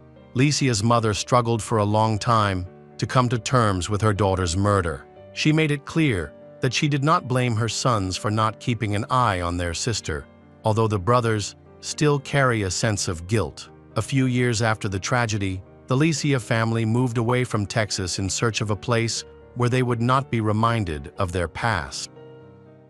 Hello again, true crime fans. We've got another mysterious case to explore, the case of Lisia Mitchell Jackson. In 1979, the Jackson family lived in Conroe. They chose to build their lives there and were respected by the community as a hard-working and loving couple. Over time, they had 3 children, with Lisia Mitchell Jackson being the youngest. Despite the high crime rate in the area, the Jackson family felt safe and content with their peaceful life. Lisia was intelligent and well-read, spending her time with books. She did well in school, prioritizing her studies as she wanted to go to college, obtain a solid education, and build a career. Lisia spent most of her time with her 2 older brothers, and despite the age gap, they had a close relationship and enjoyed spending time together. When her brothers turned 16 and 18, Lisia was only 12, which made her feel safe around them. On September 7, 1979, the weather was warm, perfect for a day at the lake. The brothers had not originally planned to take Lisia with them, but she asked to come along at the last minute. Their cousin, who was 20 at the time, also joined them. The parents allowed the 4 of them to go to the lake, a popular activity in the area where locals often fish or gather by the water. They prepared and headed to the lake in the afternoon, arriving around 4 p.m. They spent some time relaxing, swimming, and sunbathing, planning to leave at 7 p.m. to prepare for the next day. Since it was Lisia's first time there, she wanted to explore the area more. She decided not to swim and just wanted to walk. However, none of the brothers wanted to go with her, so they let her go by herself. Most of the way to the parking lot, where Lisia's brothers were waiting, was visible. When Lisia was out of sight, the others continued to prepare to leave, unaware that she had disappeared. These were usually peaceful areas where attacks and murders were rare, so the 12-year-old girl did not feel afraid. After about half an hour, when Lisia still had not appeared, her brothers began to worry. They rushed to find her, first using their phones to call their sister, other family members, and the police. The older brother went to a nearby gas station, which had the only phone in the area, to report Lisia's disappearance to their parents. Meanwhile, the rest of the group intensified their search. Their concern attracted the attention of other vacationers, and some local boys and girls joined in to help. They searched the area, calling for Lisia, but found nothing. Some even began diving into the shallow part of the lake, thinking she might have swum alone and drowned. On the other side of the lake, where Lisia had gone, was a steep cliff. Some people speculated that she might have tried to dive in but failed. However, Lisia was not the adventurous type, and would not have made such a choice. In addition, without her brother following her, the underwater search would have been fruitless. After a while, Lisia's parents arrived at the scene with the police. Some volunteers also came to help search the lake area, and a few policemen spoke to her brother, who had lost track of her. The police's initial hypothesis was that she had accidentally drowned, and they based this on the presence of the cliff. They first focused their search on the lakeshore and the quieter areas of the lake, thinking that she might have decided to swim while walking and had come to a part of the lake where swimming was not allowed. There were dangerous undercurrents that could have caused her legs to cramp, leading to drowning. Searching the area yielded no results. The police believed that the unpredictable undercurrent could have pulled an inexperienced swimmer under. They hypothesized that Lisia might have fallen victim to such a current, which could have caused her body to sink and not resurface. Lisia's brother insisted that she had been wearing casual clothes, not a swimsuit, and that she was a good girl who would never have gone underwater dressed like that. Unfortunately, it seemed that no one listened to him, as the focus remained on the accidental drowning theory. After hours of fruitless searching, the group considered calling in divers to examine the water further. Suddenly, one of the searchers discovered small, broken glasses that clearly belonged to a child. When shown to other children, they confirmed that Lisia had been wearing the same type of glasses. The most alarming detail was the faint bloodstains on the glasses. It was suspected that these glasses had been found on a road leading away from the lake, especially since no trace of Lisia was found in the water. This led the police to shift their focus from drowning to kidnapping, increasing their attention to the land around the lake. Near where the glasses were found, the police also discovered an earring that belonged to Lisia. Her parents confirmed that it was hers. Another witness informed the police that he had seen a brown Chevrolet Monte Carlo driven by a reckless driver who was behaving erratically. The driver suddenly changed lanes and skidded on the road, appearing to be under the influence of alcohol or drugs. This behavior raised suspicion, prompting the police to investigate young people driving similar vehicles that matched the witness's description. However, there were many such cars in the area, as this model was quite common. In addition, no one could clearly remember the driver's face or license plate number, leaving the police without any solid clues. They checked the road service reports in the hope that the reckless driver had been involved in an accident, but found nothing. Lisia's brothers felt guilty for not looking after their sister, and all the family members wanted to know what had happened to Lisia. Lisia's parents hoped that they would receive a call from the kidnapper demanding a ransom.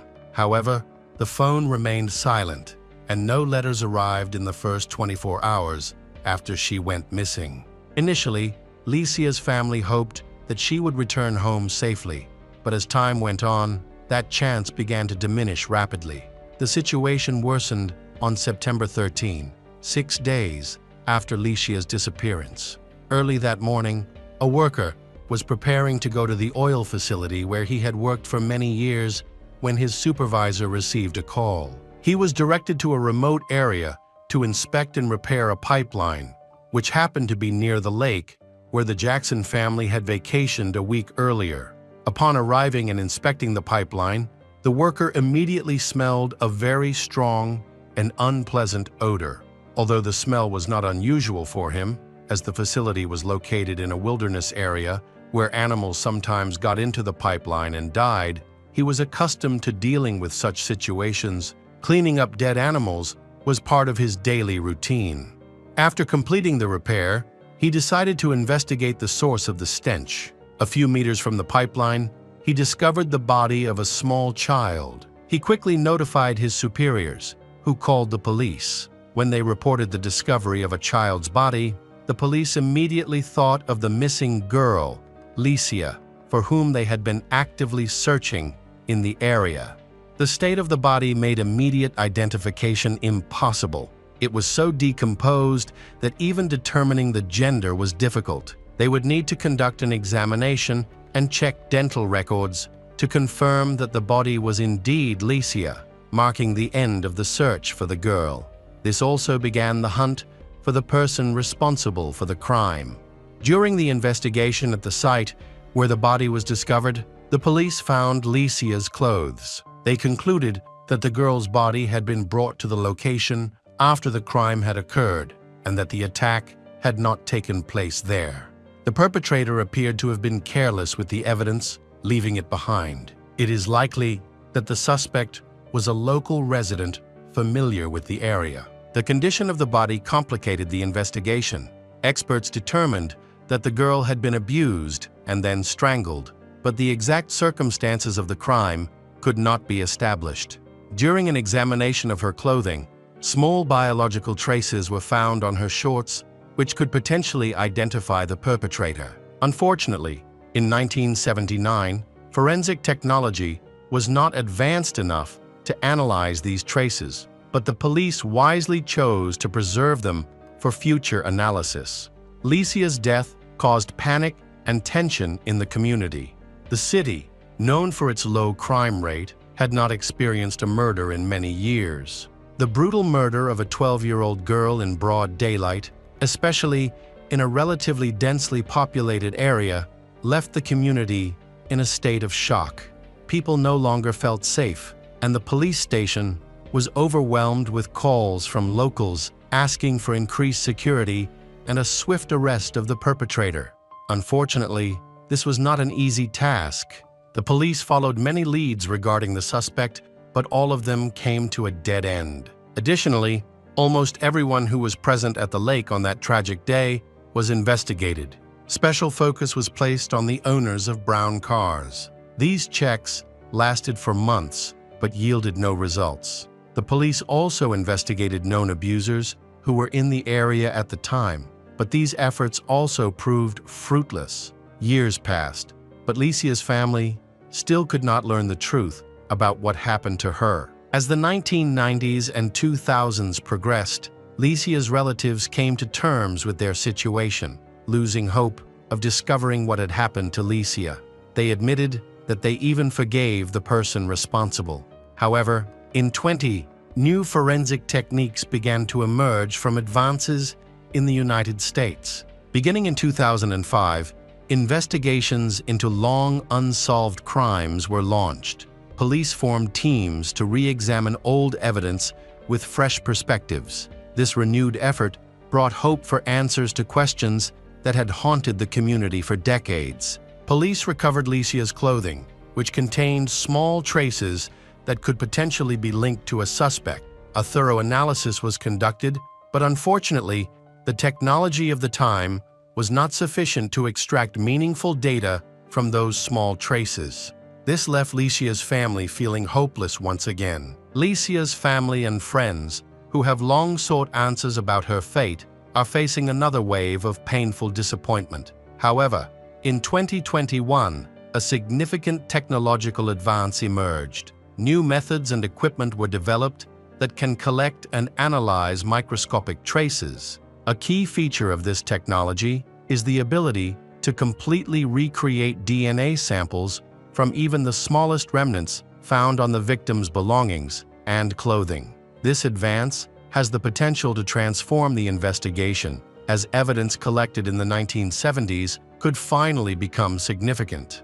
A team of experts was formed to re-examine the evidence using these advanced techniques. Concerns arose again about the number of traces available. If they were too few, they would have to wait for further technological advances. Fortunately, the new method successfully extracted DNA from Lisia's clothing for the first time. However, reconstructing her genetic profile required a significant amount of time and analysis. The investigation began in April 2021 and continued until October 2022, when the police finally had a complete profile of the criminal. By that time, 43 years had passed since Lisia's tragic death. The next step was to find the killer and ensure he was punished for his crimes. The police decided to cross-reference the profile with several databases, including KOS and those used by the FBI. This approach had been tried before, but the incomplete genetic profile made it difficult to narrow down potential suspects and find a reliable match. In April 2022, the police reassessed the information. After 43 years of investigation, they identified the killer as Gerald Dwight Casey. Police tracked down his last known address, hoping to confront this dangerous criminal. Unfortunately, they discovered that Gerald had died at the age of 47, 20 years before this investigation began. The police decided to take a closer look at his background. They discovered that Gerald's activities did not end with the murder of Lisia. He committed another brutal crime in 1989, exactly 10 years later. After killing Lisia, he moved to a nearby town, about a half-hour's drive from the lake, hoping to remain under the radar until the situation calmed down. Starting on November 20th, Gerald moved to another city with his girlfriend. Gerald had a troubled past, faced serious legal problems, and struggled with drug and alcohol addiction. Those who knew him considered him dangerous and unpredictable. He was a robber and had committed a series of petty thefts. At that time, Gerald was engaged to Carla Smith, 36, who also had a history of theft, legal trouble, and substance abuse. She had developed a reputation for reckless behavior. On one occasion, she was arrested for drunk driving, causing several accidents in which no one was injured. This incident led to a police chase, but she ultimately chose to stop. The young couple was planning to move to New York to start a new life and hoped to become wealthy. However, they did not have the resources necessary for such a dramatic change. With their experience in robbery, Gerald and Carla knew how to handle their situation. In the city, there was a couple named Sonia Lynn Howell and Daryl Pennington, who were known for their business success and financial stability. They knew about Daryl and Sonia, a wealthy couple, and decided to visit their house to assess the possibility of a robbery. After observing the house for a while, they noticed that Daryl and Sonia often went away together, probably for work, which would give them more opportunities to carry out their plan. After reviewing the information, the robbers planned and chose the time to break into the house. Their goal was to sell the stolen items at a pawn shop to raise money for their trip to New York. Unfortunately, their plan began to fall apart immediately. Once inside, Gerald and Carla found Sonia at home. Realizing the danger, she tried to call the police, but Carla stopped her by pointing a gun at her head and shooting her while she was dialing. Gerald then pulled out a gun and fired 9 shots at Sonia, leaving her with no chance of survival. The loud gunshots attracted the attention of the neighbors, who quickly reported the incident to the police. In their haste, the robbers took everything of value they found in the house, including money, jewelry, a Rolex watch, guns, and other equipment, before fleeing the scene. Carla searched Sonia and took valuables from her pockets. During this time, they discovered 2 strangers inside the victim's house. When the police arrived, the couple had already escaped. Unfortunately, no one was able to identify the car or the faces of the criminals because they were wearing masks. The police began to search for them, but the experienced robbers had carefully planned their escape route and fled by car without being detected. Later, an abandoned car matching the description given by witnesses was found on the outskirts of the city. It seemed like a perfect case again, but this time, greed got the better of them. They were too impatient and rushed to New York, which led to a number of mistakes. The biggest mistake they made was to immediately go to a pawn shop and sell all the stolen goods there. The pawnbroker did not display the goods and instead contacted the police. The pawnbroker remembered the thieves, returned the stolen goods, and provided footage from his surveillance camera. The police recognized several familiar faces and later located and arrested Gerald and Carla on the highway. The couple was headed to New York, but their trip was abruptly stopped at a checkpoint. They did not resist arrest, although the police were prepared to use force if necessary. While they denied killing Sonia, the evidence at the crime scene was clear bloody fingerprints and their hair were found. Karla accepted a plea deal with the prosecution in exchange for a lighter sentence. Her lawyer considered this a favorable deal because the couple faced the possibility of the death penalty. As a result, she testified against her boyfriend Gerald, leading to his conviction for Sonia's murder and several other crimes. Gerald was sentenced to death, while Karla received a reduced sentence of 10 years in prison for her involvement in the incident. After serving 10 years, Karla was released and has not had any legal problems since. Gerald, on the other hand, remained incarcerated while awaiting execution. After several appeals, he was finally given a lethal injection on April 18, 2002, at the age of 47.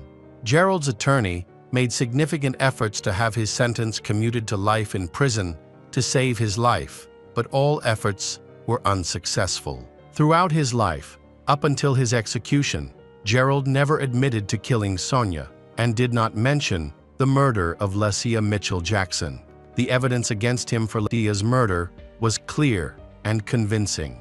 It is suspected that Gerald may have been involved in more murders in Texas in the 1970s and 1980s. However, thorough investigations using various databases have found no genetic matches between him and evidence from other unsolved cases. This does not mean that he limited himself to just 2 violent incidents. At a time when forensic science was just beginning to advance and the understanding of genetics was limited, it is likely that some of his other victims have not yet been discovered. There may still be unsolved cases in the archives. Lisia's family was relieved to know that her killer had been brought to justice, but this did not bring them much comfort. Lisia's mother struggled for a long time to come to terms with her daughter's murder. She made it clear that she did not blame her sons for not keeping an eye on their sister, although the brothers still carry a sense of guilt. A few years after the tragedy, the Lisia family moved away from Texas in search of a place where they would not be reminded of their past. Amy Beth Lord was born on December 21, 1988, in Springfield, Massachusetts. Her family moved to Wilbraham shortly after her birth, where she grew up with her 2 close sisters, Kimberly and Carly. The siblings shared a strong bond and enjoyed a loving family environment. After graduating high school in 2007, Amy pursued higher education at Bentley University, focusing on humanities, business, and marketing. Thanks to her remarkable intellect, she excelled academically and earned her bachelor's degree in 2011, becoming a certified marketer. Following her studies, Amy aimed to kickstart her career, relocating to Boston, Massachusetts. There, she quickly found a position as an internet marketing specialist and worked for 2 years. Life was going well. She made close friends and was in a relationship with Mike Cassell, with whom she was planning to start a family. On July 23, 2013, at 5:38 a.m., 24-year-old Amy was in the lobby of her apartment building. She had woken up early to meet her friend and co-worker, Christina Kelleher, for a gym session at 6 a.m. However, when Amy didn't arrive, Christina waited at the bus stop for a while before deciding to go to the gym alone, assuming her friend had overslept and didn't want to wake her. Although Amy was usually very punctual, Christina wasn't too concerned and expected to see her at work later, as their desks were next to each other. After finishing her workout, Christina was surprised to find that Amy was still not at the office. Feeling alarmed, she reached out to Mike, Amy's boyfriend, to check if he knew where she was. He had no idea and mentioned that he assumed Amy had gone to the gym. Over several hours, Mike and Christina tried repeatedly to reach Amy, but they were unsuccessful. At 11:30 a.m., Christina decided to contact the office manager. They had already called all of Amy's friends and acquaintances, but no one knew her whereabouts. Consequently, the management opted to report her missing to the police. After taking the report, the officers contacted Amy's parents, who had also not seen her. They agreed to meet with her relatives at her apartment in South Boston to investigate further, which happened around 2 p.m. Detectives searched the apartment for any evidence of a struggle, robbery, or other criminal activity, but found nothing out of order. Everything appeared to be in its place, and the locks were secure. It seemed that Amy had simply vanished. Her family emphasized that she led a happy and organized life. She had no plans for sudden trips and wouldn't have run away without informing anyone. They believed something must have happened to her. A contact lens belonging to Amy was discovered in the building's foyer, and there were also marks on the nearby wall that suggested a possible confrontation. To gather more information about Amy, police interviewed her parents in detail. They revealed that Amy was driving a black Jeep Cherokee SUV. Shortly after, an officer recalled that at 8:37 a.m. in southern Boston, a fire had been reported. At that location, they found an SUV fully engulfed in flames. The fire department extinguished the fire and then towed the vehicle for further investigation. The car's description matched Amy's SUV. She had not yet been officially reported missing at that time. Although the license plates were completely burned away, the lab was able to identify the chassis number of the burned vehicle, confirming that it belonged to Amy Lord. Detectives returned to the station and started verifying Amy's bank transaction data. They discovered that her bank cards had been used to withdraw money 5 times that morning, beginning at 6 a.m. The total amount withdrawn was approximately $1,000, and the withdrawals were made from different ATMs. This raised suspicions because it was unusual to withdraw money repeatedly from various locations in the city. The first transaction took place near her apartment. When the police arrived, they noticed a surveillance camera beside the ATM. They reviewed the footage, hoping to spot Amy in the morning recordings and gain insights into what happened. The process of reviewing the footage took considerable time, and officers examined recordings from all the ATMs where Amy's card had been used. They also found additional surveillance equipment on nearby buildings. All this evidence was gathered to piece together a clear timeline of events from that morning. While police were working with banks to collect footage, they received a call around 4 p.m.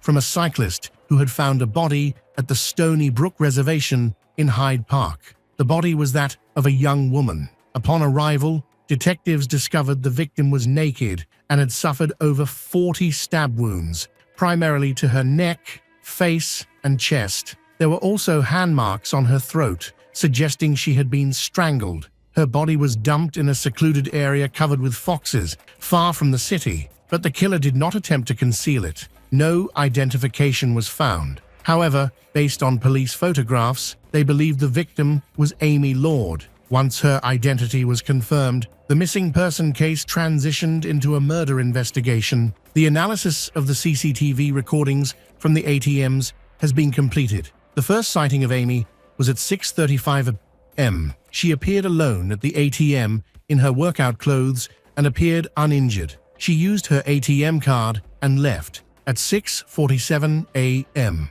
she arrived at another ATM just a few blocks away. This time, the camera captured her car from the outside. Amy was again unharmed and wearing sportswear. She withdrew cash by herself. However, her behavior was unusual. The police observed that, while the car was parked outside the bank, she was sitting in the passenger seat instead of the driver's seat. About 7 minutes later, she appeared in another video, this time with visible facial injuries, including a broken nose and several bruises, indicating she had been attacked. It seemed she had been kidnapped, yet she did not attempt to escape.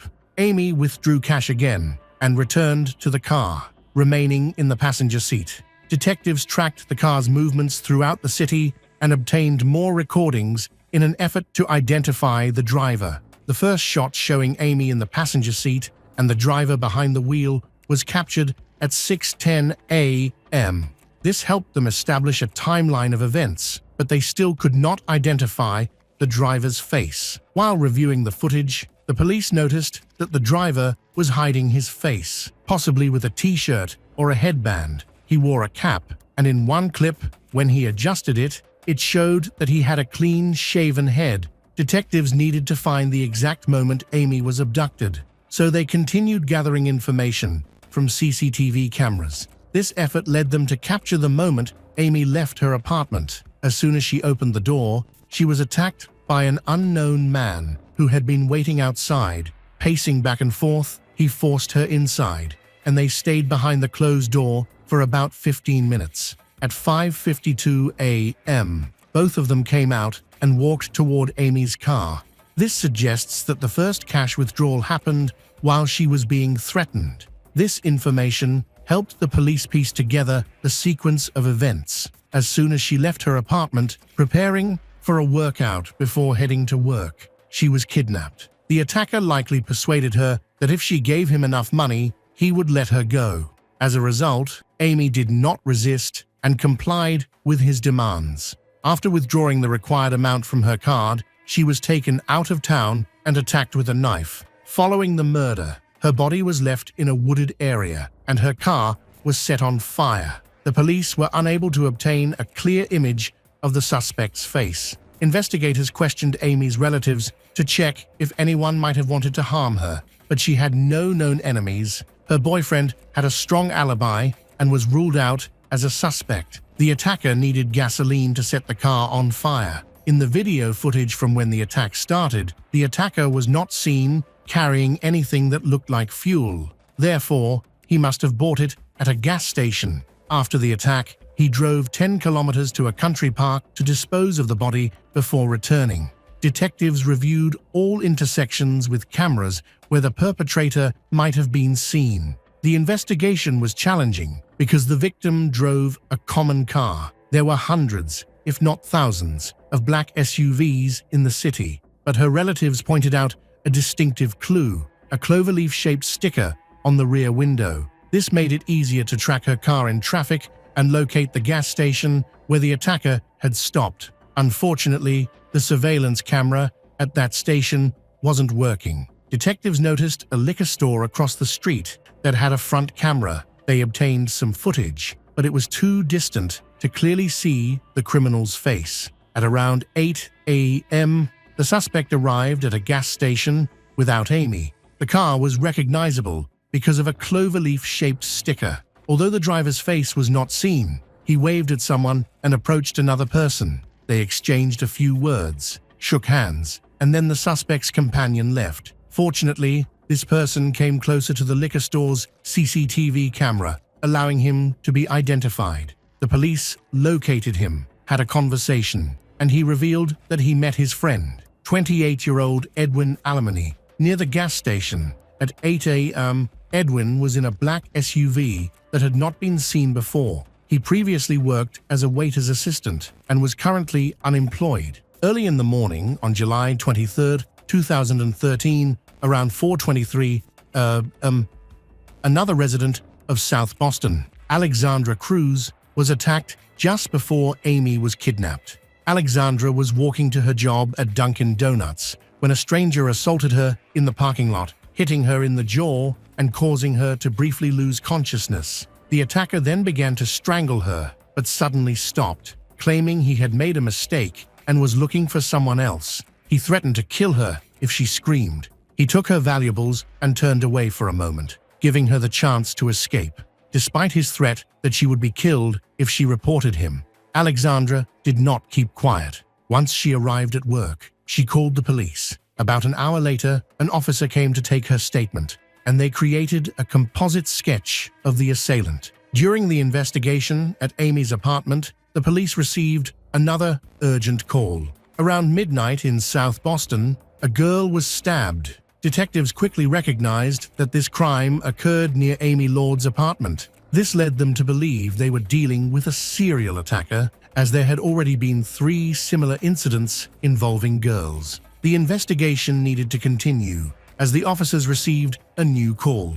21-year-old Kaylee Ballantyne was attacked shortly after midnight. She was the only daughter in her family, raised alongside 2 older brothers, which may have contributed to her ability to defend herself. Her parents described her as a fighter from a young age. All the children in the family were athletic, but despite her delicate appearance, Kaylee displayed remarkable strength, sometimes even outdoing her brothers. In 2003, when she was just 11, she faced a serious incident when a basketball backboard fell on her head. leaving her in a coma for a month. Fortunately, she survived, recovered fully, and even resumed playing hockey. When the police spoke with the victim of the latest attack, Kaylee was injured, but still alive and able to recount her night. She had been working and was heading home around midnight.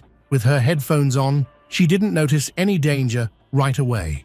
As she approached her apartment, she noticed a suspicious-looking man on the opposite side of the street. He was large and appeared to be watching her. Then, he crossed over to her side, stopped, and stared at her for about 5 seconds. This made her feel uneasy, so Kaylee hurried her steps. She got to her apartment and went to enter the code to get in. Initially, she entered it wrong, but got it right on the second try. When Kaylee opened the door, the man was right behind her. He put his hand on her left shoulder and pushed her through the door, his right hand holding a knife to her head. Kaylee fell to the floor, and the attacker pushed down on her, sitting on top of her. She pleaded for her life, asking him to take anything he wanted, but he began to stab her without saying a word. In a desperate attempt to protect herself, Kaylee crossed her left arm over her chest and started to fight back with her right hand. She also kicked at him. During the struggle,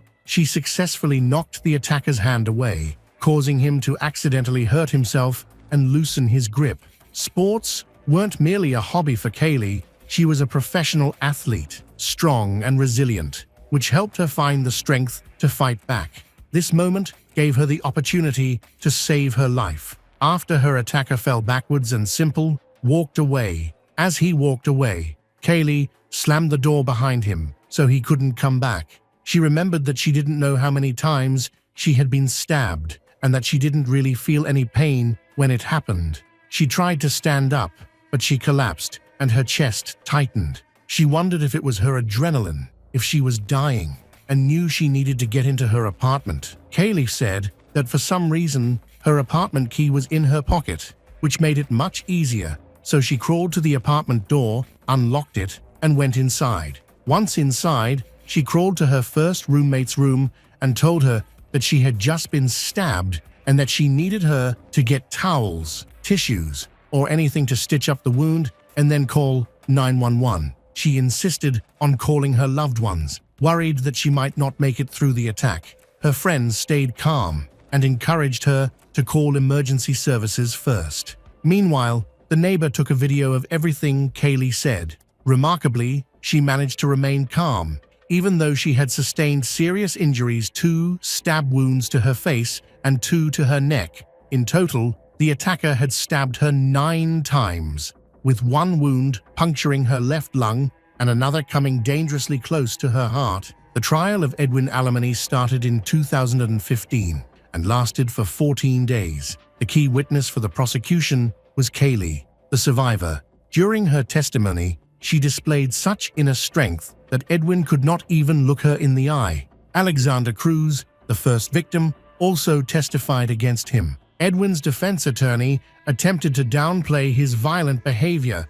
arguing that Edwin had tried to end his own life by cutting his wrists, which resulted in scratches on his neck and arms. Ultimately, Edwin was found guilty of first-degree murder for Amy's death, armed robbery, aggravated assault with a weapon, and attempted murder of Kaylee Ballantyne and Alexander Cruz. He never accepted responsibility or showed any regret for his actions. On June 9, 2015, he was sentenced to life in prison without the possibility of parole for the murder of Amy and received an additional 35 years for the attacks on Kaylee and Alexander. When Kaylee gave her final statement, she shared her challenges in trying to live a normal life. Her heartfelt words brought many people in the courtroom to tears. Amy's parents gave Kaylee their late daughter's necklace as a token of gratitude for her testimony, which helped convict a dangerous criminal. However, Edwin, the criminal, never showed any remorse.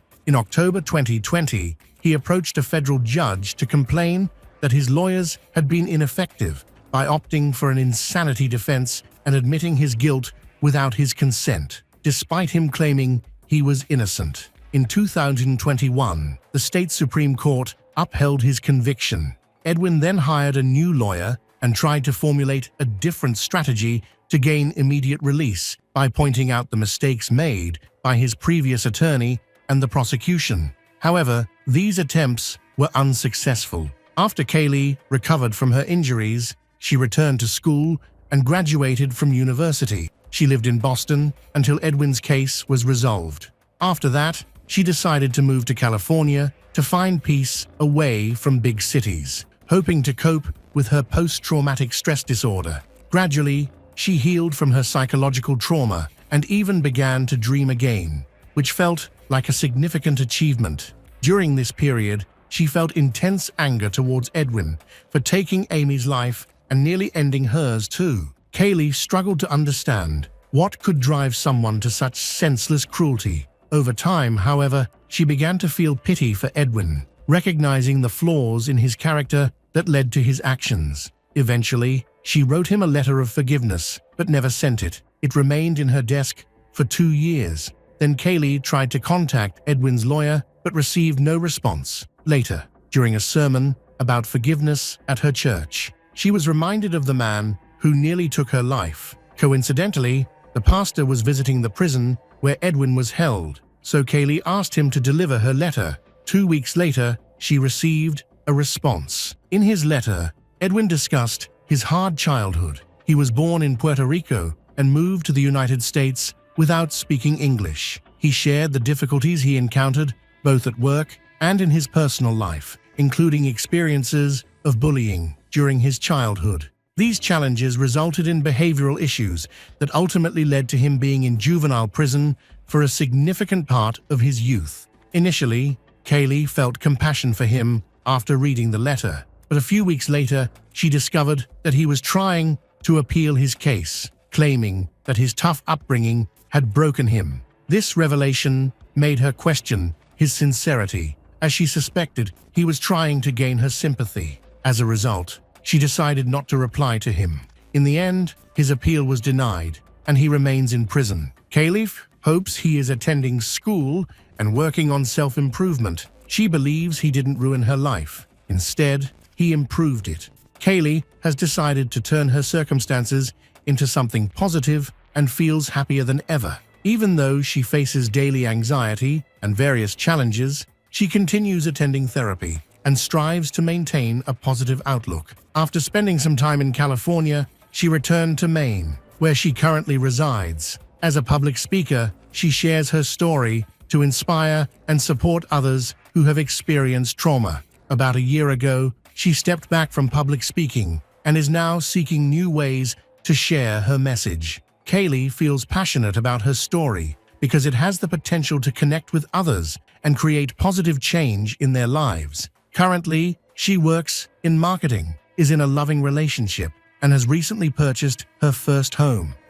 Betrayal in relationships is not a legal crime, but it is a conscious act that harms someone who has trusted you deeply. This betrayal can lead to significant emotional pain and can sometimes escalate into situations that involve actual crimes. The story of Kathy Cho was unusual from the start. Investigators first thought she might have run away from her strict parents, been kidnapped by one of her many online followers, or taken an impulsive trip with someone without informing anyone. There were even rumors suggesting that her parents could be involved in her disappearance. Sadly, Kathy was never seen alive again. For over a year, the investigation went nowhere until unexpected clues emerged from an unlikely source. Shockingly, the culprit had been hiding in plain sight the entire time and even managed to pass a lie detector test. Kathy's parents came from a small province in Taiwan. In 1989, they moved to the United States in search of a better life and settled in Renton, Washington, which is close to Seattle. At that time, they spoke very little English, which made it hard for them to adjust to their new surroundings. They led a private and isolated life, seldom interacting with neighbors or the local community. On November 29, 1990, they had their only child, a daughter named Kathy Cho. Unlike her parents, who found it challenging to connect with others, Kathy was a cheerful, outgoing, and lively young woman. She had a natural ability to make friends, but her upbringing was strict, influenced by her parents' cultural values and traditions. Kathy was not allowed to invite friends over and had to report where she was, with whom at all times. As she got older, the restrictive environment at home became more challenging for her. Even though Kathy followed her parents' rules, she often felt constrained and isolated.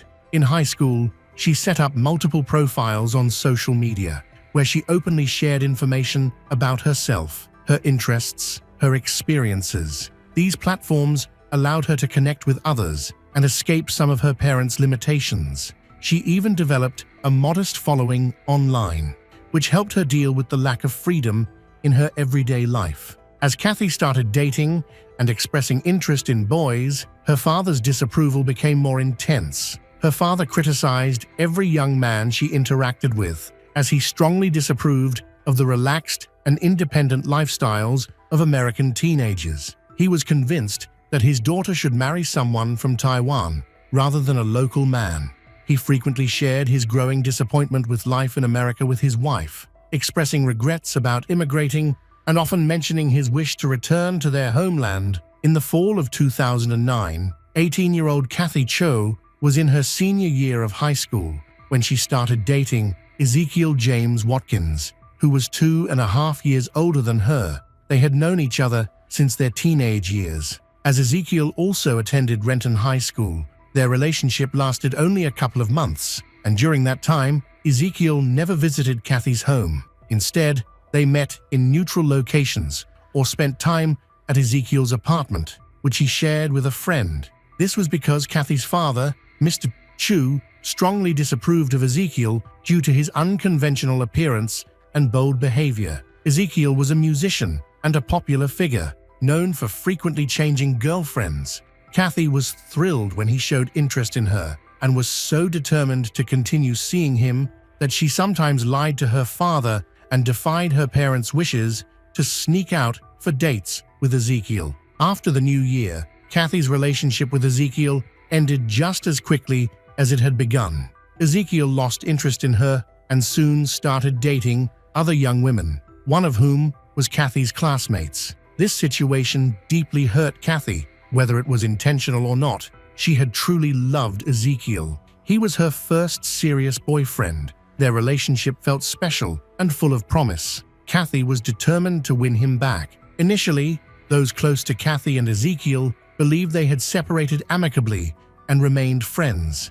Kathy soon began dating other young men, probably to demonstrate to herself, others, and especially Ezekiel, that she was still attractive. Unfortunately, this unconventional method, combined with her frantic efforts to rekindle her relationship with Ezekiel, ultimately resulted in a tragedy. On April 19, 2010, Kathy's parents reported their daughter missing to the local police. The night before, Kathy had gone out with friends, taking only her phone, and failed to come home. Her parents expected her back by 8:30 p.m., but when she didn't return, her father called her.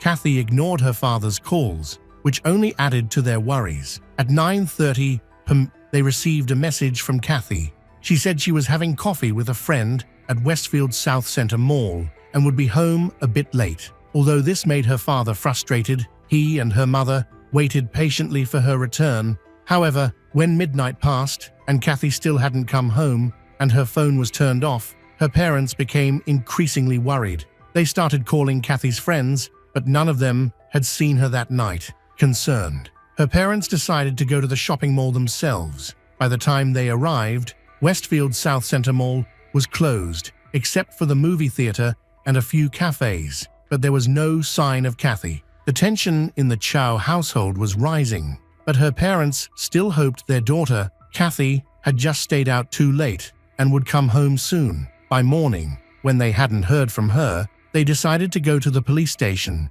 to report her missing.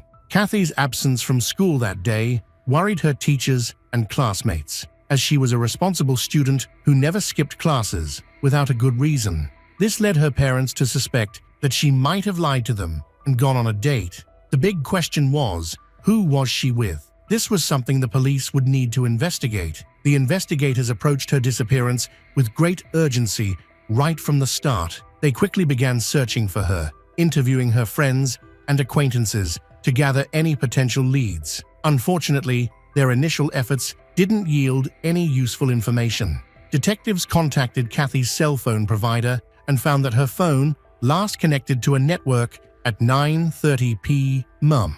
from a local park next to a large, marshy area. This discovery raised serious concerns. Kathy had not been at the mall as she had said. Instead, she had been in the park where she sent her last message to her father before turning off her phone, which has remained off since then. Detectives decided to start their investigation by interviewing Kathy's ex-boyfriend, Ezekiel Watkins. When he was brought in for questioning, he appeared noticeably anxious and genuinely concerned about Kathy's disappearance. Ezekiel explained that he and Kathy had broken up around 3 months ago, but had continued to be friends. He mentioned that they had both moved on and were dating other people, so there were no hard feelings between them.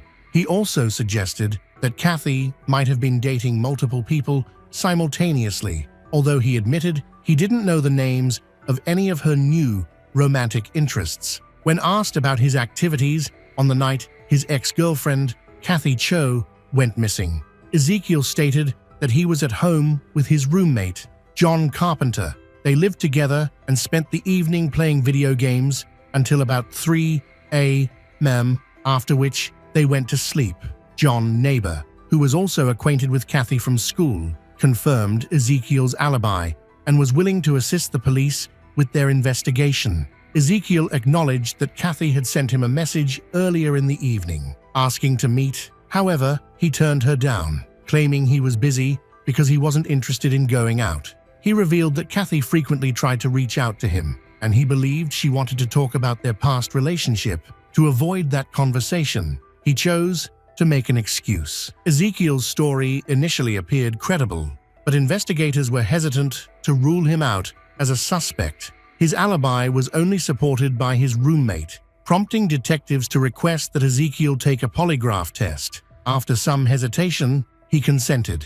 The test results generally supported his version of events, though a few of his answers were somewhat ambiguous. Investigators considered these discrepancies to be minor and within the normal margin of error. In the end, they concluded that Ezekiel was unlikely to be connected to Kathy's disappearance and allowed him to leave after the questioning. However, questions remained about what Kathy's parents might be concealing.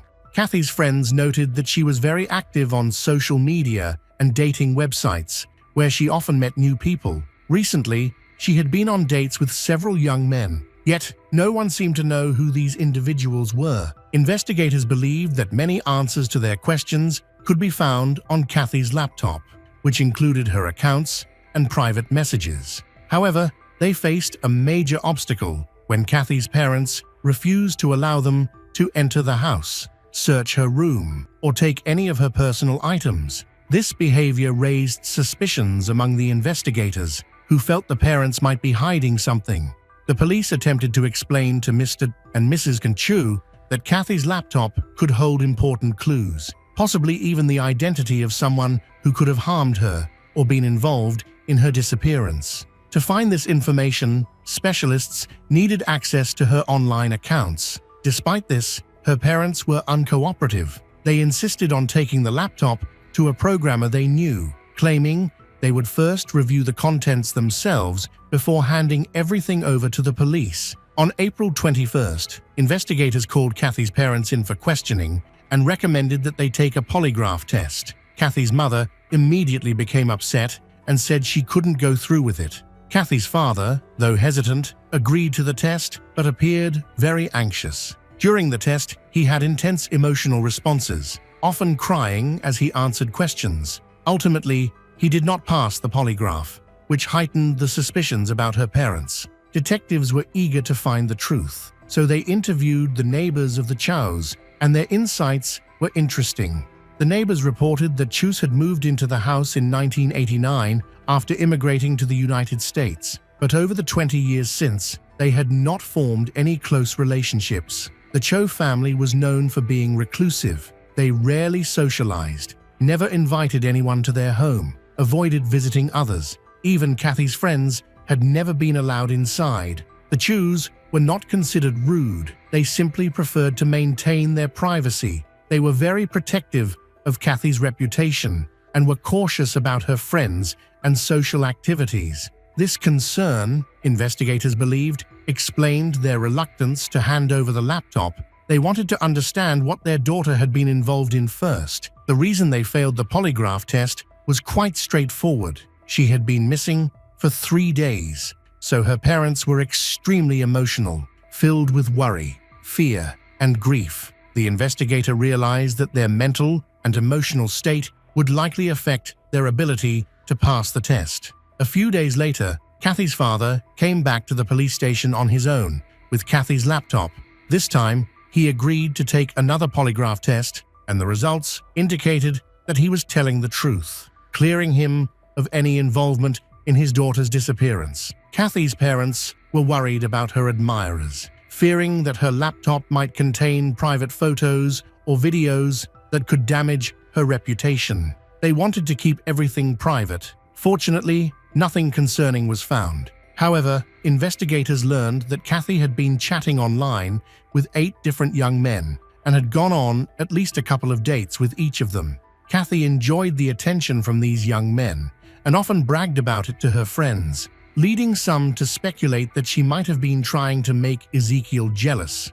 Regardless of her reasons, the police had to investigate all of these young men for any connection to Kathy's disappearance. Thanks to her message history, the police were able to gather their names, phone numbers, and the dates and locations of Kathy's meetings with them. In the following days, detectives successfully located all 8 individuals and brought them in for questioning. The youngest was 17 and the oldest was 24. Kathy had met each of them online, and they did not know one another prior to this. She had reached out to them and arranged the meetings, but it was evident that she had not formed a serious relationship with any of them. However, investigators were considering whether one of them might have developed intense feelings for Kathy, potentially leading to possessiveness or jealousy. 5 of the young men provided strong, confirmed alibis for the night Kathy went missing. 2 were out of town. 1 was working an overnight shift.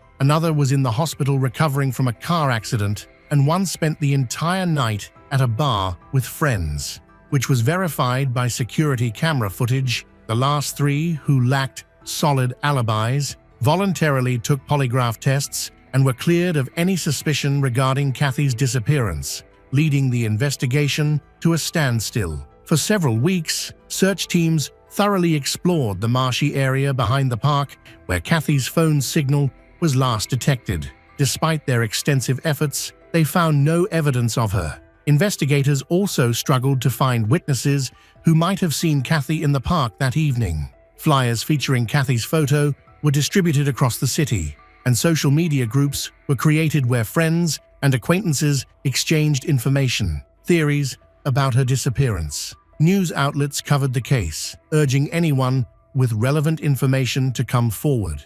The police received hundreds of tips from people claiming to have seen Kathy the night she disappeared or later in various parts of the city. Unfortunately, every lead turned out to be a false alarm, as these sightings involved different young women who resembled her, often of Asian descent. The investigation quickly hit a dead end, with no new evidence, leads, or witnesses to pursue, and progress came to a standstill. By this time, most people believed that Kathy was no longer alive. However, the questions about what happened to her and who was responsible still existed. There was a lingering fear that a dangerous individual remained at large, posing a potential threat to others. In the summer of 2011, police received a call from Giovanni Candelario, who claimed to have crucial information about Kathy's disappearance.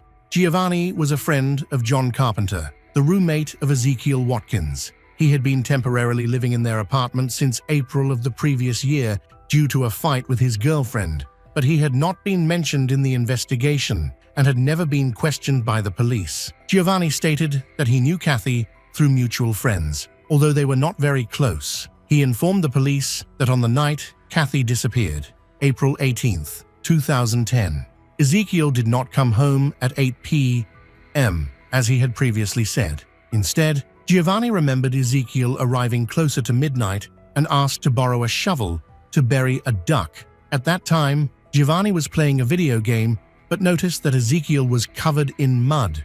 When Giovanni inquired about it, Ezekiel explained that he had been riding his bike off-road, fell into a puddle, and got dirty. Shortly after this, Ezekiel asked John Carpenter to go outside with him. Giovanni wasn't sure how long they were gone because he had fallen asleep. When detectives questioned Giovanni about why he hadn't come forward earlier, he explained that he hadn't considered the detail important at the time. Since Ezekiel was quickly cleared as a suspect, Giovanni also was never prompted to give a statement. Candelario said he did not suspect anything at the time. However, in the following months, he noticed a significant change in Watkins's demeanor and began to question the incident. Initially, investigators doubted Giovanni's story. They thought he might have had a conflict with Ezekiel and was seeking revenge. However, they needed to confirm his claims, so detectives brought John Carpenter in for further questioning. A startling confession emerged. At first, Carpenter maintained the same story he had told a year ago, but when detectives presented him with Giovanni's testimony, his attitude noticeably shifted. He paused and questioned, "What kind of sentence will I get for concealing a crime? Is there a way to lessen it if I cooperate?"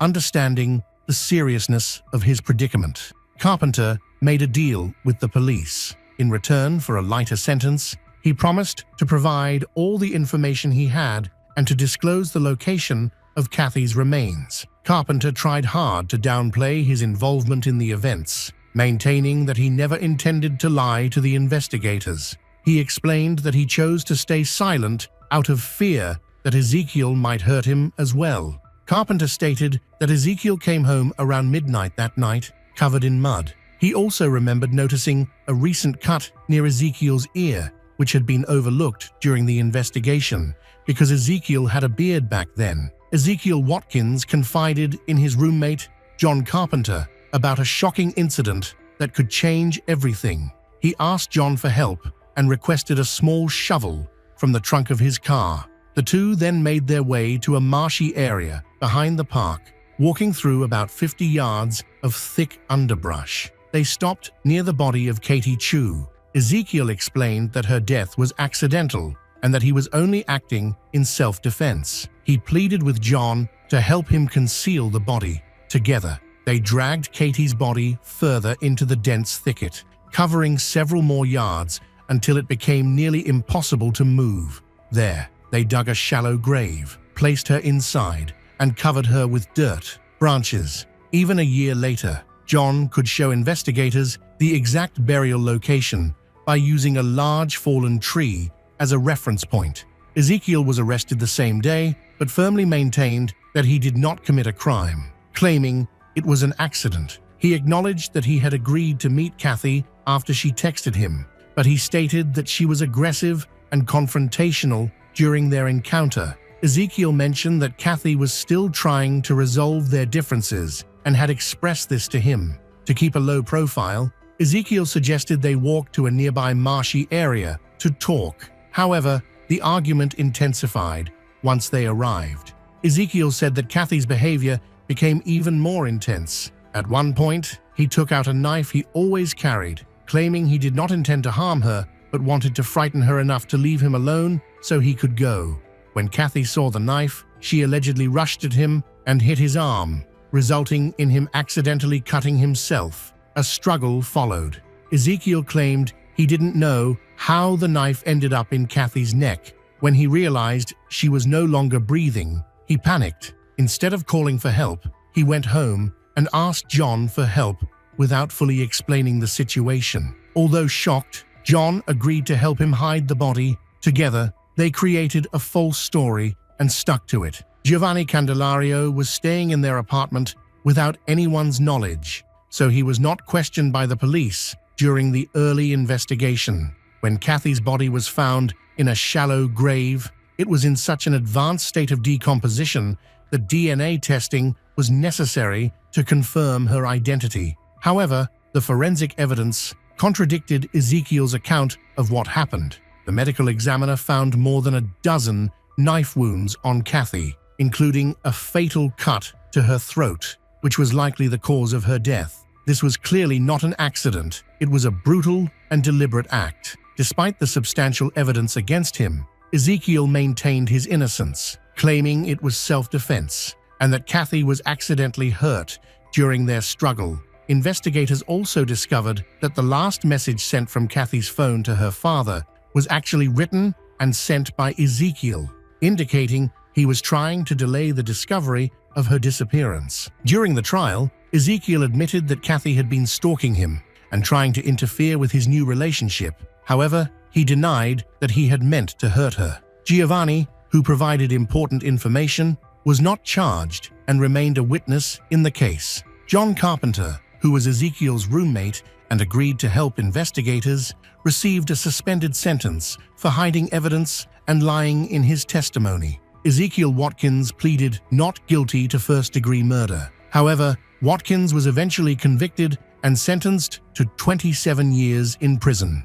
As a result, without the possibility of parole, Watkins remains incarcerated at the Washington Correctional Center in Shelton, Washington. Kathy Cho's life, radiant and full of promise, was stolen in 2010 by the one she once trusted, Ezekiel Watkins. His betrayal, a knife through her heart and her family's, left Renton, Washington, reeling for her Taiwanese immigrant parents, who cradled dreams of a better life. Kathy's loss was a wound deepened by their silent isolation. Her social media posts, a cry for freedom, led investigators to her killer but revealed the perils of her digital world. Renton's community, united in grief, lit candles at vigils and plastered her smile on flyers, refusing to let her fade. Giovanni Candelario's courage unveiled the truth, securing Ezekiel's 27-year sentence. Kathy's spirit endures in Renton High's quiet memorials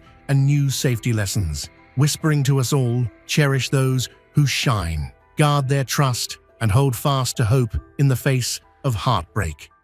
Before the summer of 1988, the Carr family enjoyed a happy life in the small town of Alturas. They were known for their strong faith and attended church every Sunday, embodying a peaceful, trouble-free family. However, their calm life was disrupted on June 14th, when 17-year-old Dwayne found a threatening letter in their mailbox. The anonymous note was alarming, warning the family to leave Florida or face serious consequences. Distressed, Dwayne quickly showed the letter to his parents. His mother, Peggy, was filled with fear, while his father, Pi, dismissed it as a prank. As summer transitioned into fall, the family's anxiety increased, peaking on October 23rd when Peggy suddenly became seriously ill. She suffered from intense nausea and severe pain, and strikingly, her hair began to fall out in large clumps. Despite her worsening condition,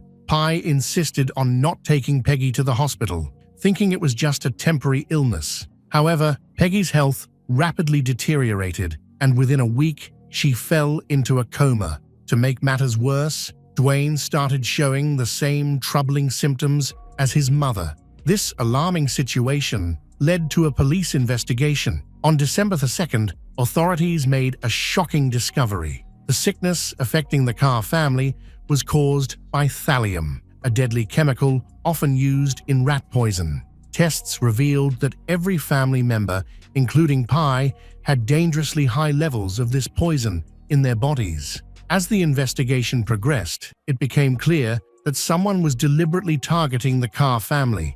The letter they received was not a joke. It was a warning of the danger ahead. Authorities now had to work quickly to identify the person responsible and prevent further harm. Turn back time. In 1988, Dwayne was happily living with his family in the peaceful town of Alturas, Florida. His mother, Peggy, worked hard as a waitress at a local diner. After raising 3 children by herself, she found love with Pi Carr, who had 2 children of his own, creating a blended family. Life in Alturas seemed perfect. It was a quiet place where people left their doors unlocked, ideal for raising a family. However, on October 23rd, everything changed in a tragic way. Early in the morning, Peggy went to work as usual. However, shortly after arriving at the diner, she began experiencing a burning sensation in her legs and feet. followed by severe chest pain. She was quickly taken to the hospital, where her condition left her nearly incapacitated. Despite extensive tests, doctors were unable to determine the cause of her symptoms and sent her home with pain relief medication. A week later, on October 30th, Peggy and Dwayne, along with Dwayne's stepbrother, Travis, were taken to the hospital with severe symptoms. The pain was so intense that they were brought to tears, and they were scared for their lives. Peggy was admitted to the intensive care unit, where an infectious disease specialist noticed something troubling, suggesting possible poisoning. He decided to test for thallium, a toxic substance banned in the U.S. since 1972, but still found in some old rat poisons. The test results were shocking. Peggy had 50 times the deadly amount of thallium in her body. The following day, October 31st, she fell into a coma. Travis needed a respirator, and Dwayne showed no signs of getting better. The police quickly started an investigation with a clear goal: to identify the source of the poisoning and prevent more harm. They searched the orange groves, tested the neighborhood's water supply, and even investigated the diner where Peggy worked, but found no signs of thallium. As news broke, panic spread through the community. Concerned citizens demanded answers, anxious about their safety. Investigators arrived at the Carr home, carefully collecting dust samples and over 400 household items for testing. One item of particular concern was a 6-pack of Coke bottles, 3 of which were unopened. Tests showed that each bottle contained more than a gram of thallium, enough to be lethal to an adult. The lead detective understood that there were 2 possible explanations. Either the Coke had been tampered with at the factory, or it had been contaminated elsewhere. If it was factory tampering, many more people might have consumed the poison, potentially affecting not just the county, but the entire state or even the nation. This fear led locals to hesitate before drinking Coke. The investigation initially targeted the bottling company. However, thanks to Coca-Cola's cooperation, it was quickly determined that large-scale tampering was not possible. It was found that tampering with the product at the plant could not physically happen. As a result, the police concluded that this was a deliberate attack on Peggy Carr and her family. The investigation focused on family members, with Peggy's husband, Pi Carr, becoming a key suspect. Although they had been married for just 7 months, their initial happiness had faded quickly. Pi spent long hours working at the mine, which made Peggy increasingly suspicious of him. One night, she caught him with another woman, further deepening her concerns. During the weekend that Peggy became ill, Pi happened to be out of town. When he returned, he was reluctant to take her to the hospital. As investigators looked further into Pi's past, they tried to find a reason why he would poison his wife. However, one question continued to trouble the police. Why would Pi also poison his own son, Travis? During the interrogation, Pi shared an intriguing piece of information. On June 14th, 4 months before Peggy got sick, Dwayne discovered a letter in the mailbox. Inside, there was a yellow post-it note with a typewritten warning telling the family to leave Florida within 2 weeks or they would face death. At first, Dwayne and his siblings found it funny, but now Pi's lack of concern appeared more suspicious. The police discovered that unsettling events had previously occurred in the Carr household. A few years earlier, 2 of their dogs had died unexpectedly, showing signs of severe illness and hair loss. This raised a disturbing possibility that they might have been subjected to experimentation. As Peggy's condition worsened, Dwayne and Travis showed no signs of getting better. The entire family was tested for thallium. The results were shocking.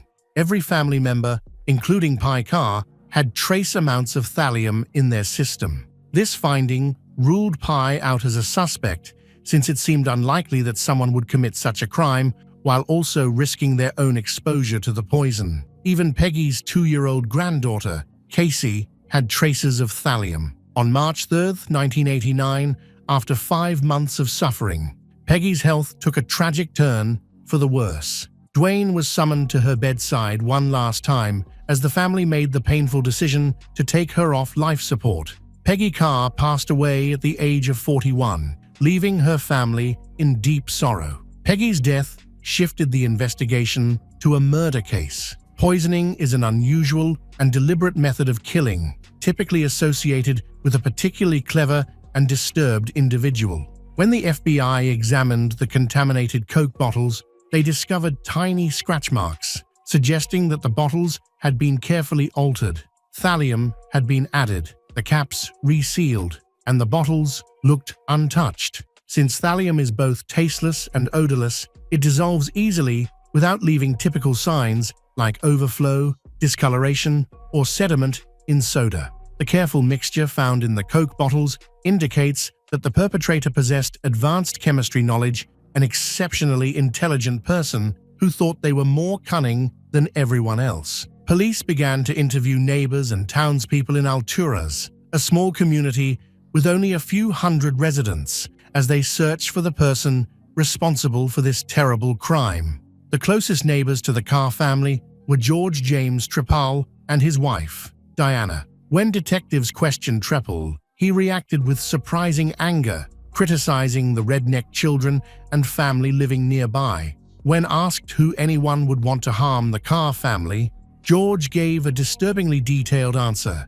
He believed someone wanted them to move away. This was exactly the same message found in a threatening letter sent to the Carrs, a detail known only to the police. This unusual response led investigators to consider Trappole as a prime suspect. Further investigation revealed that George was a self-taught chemist, while his wife, Diana, held a master's degree in chemistry. Both were part of an elite society for individuals with an IQ in the top 2% of the population. Investigators then uncovered George's criminal history. He had previously served time in prison for his role as the chemist in a large methamphetamine operation. One key ingredient used in making methamphetamine is thallium. The news that George was a person of interest surprised even Peggy's son, Dwayne, who found it hard to believe that Trappole was capable of such a terrible crime. The detectives found out that Trappole had a prior altercation with the Carr family over loud music. Just 2 days after this dispute, Peggy Carr was poisoned. Although there were connections between the two events, the police did not have sufficient evidence to arrest Trappole. Typically, police procedures involve questioning a suspect in hopes of securing a confession. However, detectives felt this tactic would not be effective with Trappole, who is introverted and avoids confrontation. Therefore, the FBI suggested an alternative approach. Someone needed to go undercover to outwit Trappole. The police assigned Special Agent to go undercover in the group that George Trappole was part of. The goal was to earn Trappole's trust and collect enough evidence to demonstrate his involvement in the poisoning. At first, it appeared that the agent would only need to work undercover for a weekend. However, she was cautioned about Trappole's exceptional memory. If he saw her, he might remember her face or car. She, using a fake identity, was getting ready to attend a murder mystery event organized by George Trappole and his wife, Diana. She pretended to be a woman about to divorce her abusive husband. On April 14, 1989, she arrived at the local hotel where the gathering was taking place. As she entered, she was met by George himself. Seeing him, she felt anxious that he might recognize her from previous surveillance. She took a deep breath and looked for any indication that he knew her, but Trappole didn't seem to remember her. Still, she had to stay alert in her undercover role. She understood that Trappole was not likely to confront someone directly. He preferred to poison his victims, leading to a slow and painful death. The agent signed up for the event and received a packet with all the weekend details prepared by Trappole himself. The pamphlet outlined several carefully crafted murder scenarios, including one that involved poisoning. One paragraph caught her attention. It stated that when a death threat arrives, cautious individuals should discard all their food and be mindful of what they consume. This alarming similarity reminded she of the death threat the Carr family had received just before Peggy was poisoned, reinforcing her belief that they had identified the right suspect. Throughout the weekend, the agent spoke with Trappole, carefully monitoring his every word, aware that any mistake could cost her life. When Trappole inquired about her background, She fabricated a story about her husband, a lawyer from Houston, Texas, whom she claimed to have left. Trappole revealed that he could detect lies by observing the movement of a person's neck muscles, which made she even more anxious.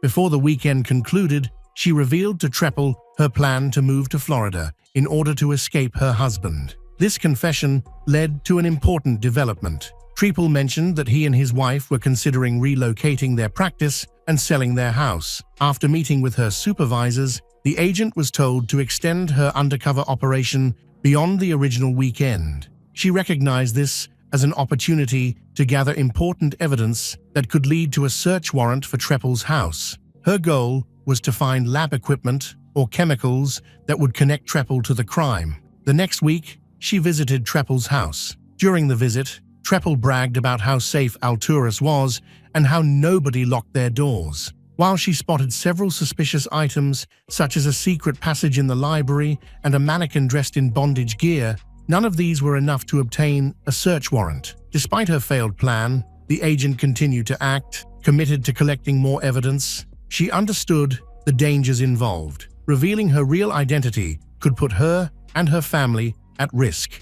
Trappole, who was very clever, might resort to poisoning her if he found out she was an undercover detective. Over the next few months, she met with Trappole for several lunch dates, always being watched closely. She avoided eating or drinking anything after leaving the table. Cautious of Trappole's potential to harm her, during these meetings, Trappole progressively showed his contempt for those he deemed less intelligent, which provided she with a glimpse into his mindset. After 8 months, the agent had gathered many small pieces of evidence, but it wasn't enough to form a strong case. Her supervisors started to doubt the operation's worth and considered shutting it down. For the agent, giving up was not an option. She felt a deep responsibility to seek justice for Peggy Carr and her family, thinking about how it could have been her own loved ones who ingested the poison. In December 1989, the agent received an important call she had been anticipating. George and Diana Trappole had relocated and offered her the opportunity to move into their home. With this offer, the agent gained legal permission to enter the house without needing a warrant, allowing her to invite the county crime scene unit to conduct an investigation. Suspecting that Trappole was too intelligent to leave obvious signs of thallium, the investigation team concentrated on searching for residues in areas such as the air conditioning filter and drains. The house still contained many of Trappole's belongings, which provided plenty of chances to collect samples. In the garage, investigators found vials and chemistry bottles, hoping that one of them would test positive for thallium. While waiting for results from the FBI lab, the agent struggling to come up with new ways to engage Trappole. As time passed, she realized that by January 1990, with no updates from the lab, she needed to take matters into her own hands. She aimed to trick Trappole into incriminating himself, not knowing that he was preparing his own deception. The agent scheduled a meeting with Trappole at a picnic area behind a McDonald's, near where he lived. This important meeting was recorded. During their discussion, she gave Trappole a business card that she claimed had been left by detectives looking for him. Trappole reacted noticeably. He became very anxious and visibly unsettled as he tried to stay calm. He repeatedly invited she to visit his new house, but she declined. The atmosphere was tense, leaving one to wonder what would have happened if she had accepted his invitation. After the meeting, Trappole appeared visibly shaken and deeply impacted by the news from her. This marked a critical moment in the investigation. On April 4, 1990, the agent received an unexpected phone call. The FBI had found thallium in one of the vials taken from Trappole's garage. The vial contained thallium nitrate, the same chemical used to poison Peggy Carr and to try to kill her entire family. This discovery provided crucial evidence to bolster the case against Trappole. On April 5th, George Trappole was arrested at his new home in Seguin. Seeing him led into the county jail in an orange jumpsuit marked the conclusion of a lengthy and dangerous investigation. Even when the agent revealed her true identity, Trappole remained calm. The special agent from the county sheriff's office presented him with a warrant for handwriting samples, to which Trappole simply smiled and said, "Oh, okay." She had narrowly escaped becoming Trappole's next victim. In January 1991, George Trappole's trial began with substantial evidence against him. Police found a journal in Trappole's home called General Poisoning Guides, which identified thallium as a common poison used by criminals. The journal included references to harming neighbors, and 55 fingerprints found in it matched Trappole's. The prosecution also presented the tools used to tamper with the Coke bottles, including a set of tiny screwdrivers. One screwdriver was missing and fit perfectly with the marks on the bottle caps, which was incriminating evidence that shocked the jury. Throughout the trial, Trappole maintained a calm and emotionless demeanor, even smiling at times. His lack of remorse and his premeditated actions revealed a disturbing level of malice. He rationalized his cruel actions by claiming he was more intelligent than others and believed that those he deemed less intelligent did not have the right to live. The trial lasted for 2 months, but the jury took only 4 hours to reach a decision. On March 6, 1991, nearly 2 years after Peggy Carr's death, George Trappole was found guilty on all charges and sentenced to death. According to the Florida Department of Corrections, inmates on death row wait an average of 12.7 years for execution. Trappole passed that milestone nearly 8 years ago. With this verdict, justice was served for Peggy Carr. The special agent's unwavering dedication and bravery played a crucial role in bringing this criminal to justice. She put her life at risk to ensure that Trappole was held accountable for his horrific actions. Reflecting on her commitment, one can't help but admire her courage. She went above and beyond to ensure that Peggy's killer faced justice, earning the respect and gratitude of many. The other members of Peggy Carr's family, who also experienced poisoning, fully recovered. However, the loss of Peggy deeply affected her son Dwayne. Losing his mother at just 16 years old was a traumatic event that left him with lasting emotional pain. In the years after her passing, Dwayne struggled with his grief, frequently expressing it through anger and emotional outbursts. Eventually, he discovered comfort in writing letters to his mother, where he shared his feelings. He promised to work on improving his life. Dwayne fulfilled his promise. Today, he is married and is the supportive father his family needs. Each day, he works hard to make his mother proud and honor her memory. Dwayne exemplifies the strength of the human spirit, proving that even after facing great tragedy, it is possible to live a meaningful life. On the night of November 25th to 26, 2022, in the quiet French village of Praheek, 22-year-old Leslie Hurlbecker and 21-year-old Kevin Trompat went missing. They had come to Praheek for a relaxing getaway with friends. However, the next morning, their belongings were still there, but they were nowhere to be found. What happened that night? Leslie Hurlbecker grew up in a small town near Praheek, where she created many cherished memories with her family during her childhood.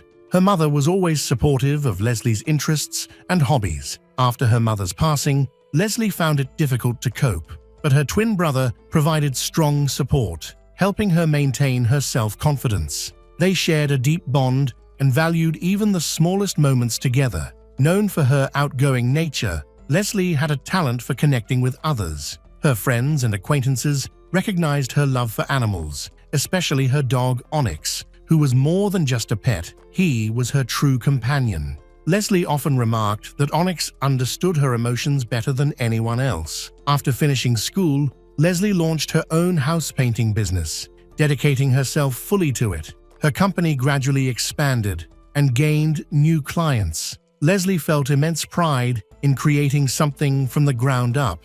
To her, it was more than just a job. It represented her independence and personal success. Kevin Trompat faced difficult challenges growing up. With his father in prison, Kevin had to mature quickly and hide his vulnerabilities, striving to be a strong support for his family. Despite these hardships, he remained kind and enjoyed sharing his passions with friends. One of his favorite activities was exploring nature. He frequently went hiking, took long bike rides, and appreciated the outdoors. Kevin dreamed of making this love for nature a central part of his life. He purchased an old van, started converting it, hoping to travel and possibly work from it in the future. Leslie and Kevin met at a party thrown by their mutual friend, Tom Trullet. They began with light conversation, but it soon became clear that they shared many interests. Leslie discussed her business goals, while Kevin talked about his plans for converting a van.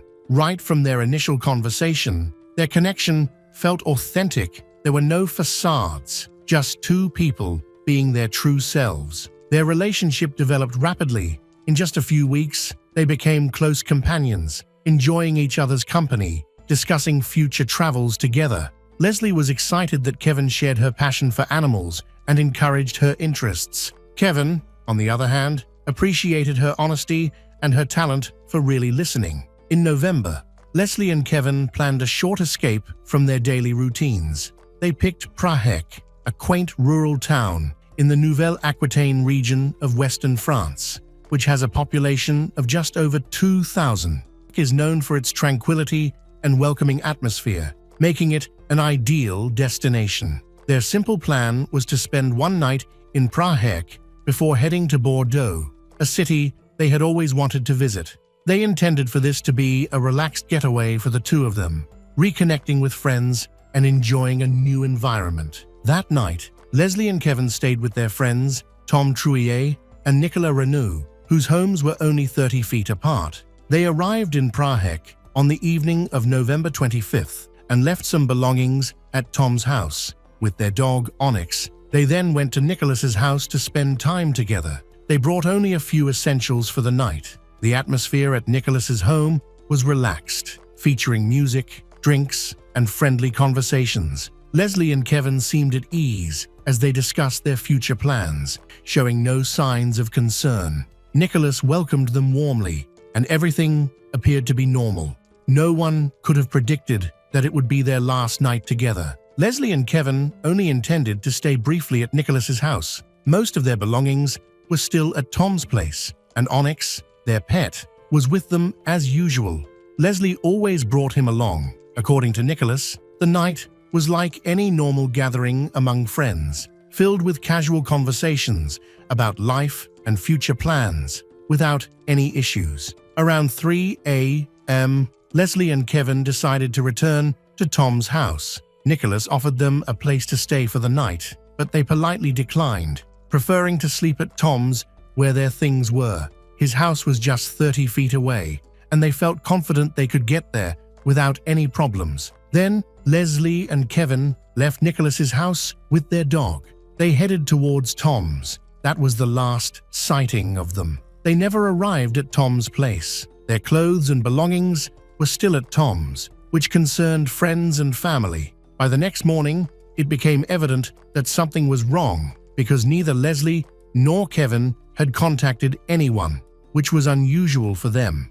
Nicholas informed the authorities that the evening had been calm, that they appeared to be fine. When law enforcement searched Tom's house, they found no evidence of a struggle. This marked the start of a complicated search that only grew more challenging over time. Family members were certain that Leslie and Kevin would never just vanish without notice. Leslie frequently communicated with her twin brother, and Kevin always informed his family before leaving. Initially, investigators considered the idea that the couple might have voluntarily left Praheek without telling anyone. However, both families dismissed this theory, insisting it was impossible. Additionally, all of their belongings were still at Tom's house, suggesting they had only stepped away briefly with plans to return soon. Law enforcement launched an extensive search in the nearby area, including forests, open fields, all potential roads or paths Leslie and Kevin may have used that night.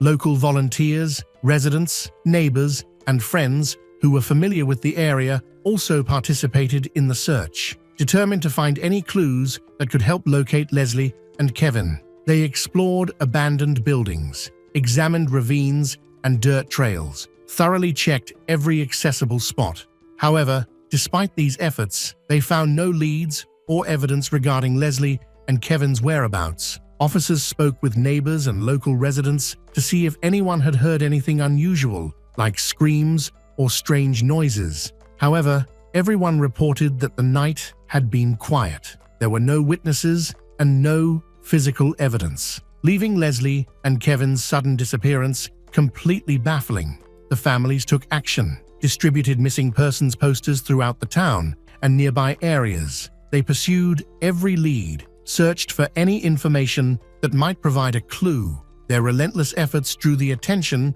of local media. The story started to appear in newspapers and on television. As awareness of the disappearance spread in the region, public pressure intensified, leaving law enforcement with no time to waste. Each day, the family's worry grew stronger. They found it hard to believe that their loved ones would just leave without explanation. They struggled to accept the possibility that Leslie and Kevin might not come back.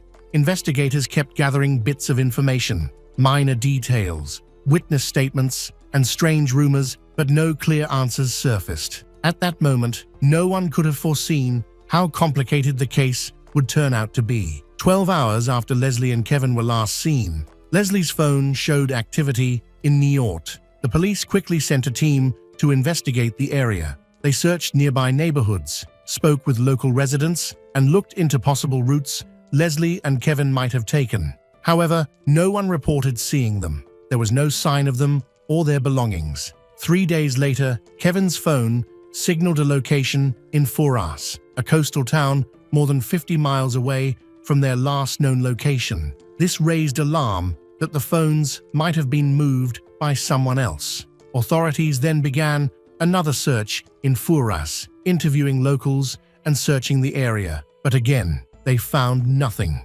After that, both phones stopped functioning, making it even more difficult for the police to track Leslie and Kevin's movements. A significant development in the case occurred on December 8th, when an employee at a waste processing facility contacted the police after discovering personal items in a clothing bin at the Le Relais Association in Puyraval. The items included Kevin's travel pass, the clothes and work tools, as well as the makeup bag. Investigators quickly arrived at the scene to collect the evidence for analysis. Both families confirmed that the items were indeed Leslie's and Kevin's. This find dramatically changed the course of the investigation. The initial theory that the couple had left voluntarily was no longer plausible, as it was evident they would not have discarded such personal belongings without a good reason. Investigators now suspected a criminal case. By mid-December 2022, the investigation took a new direction.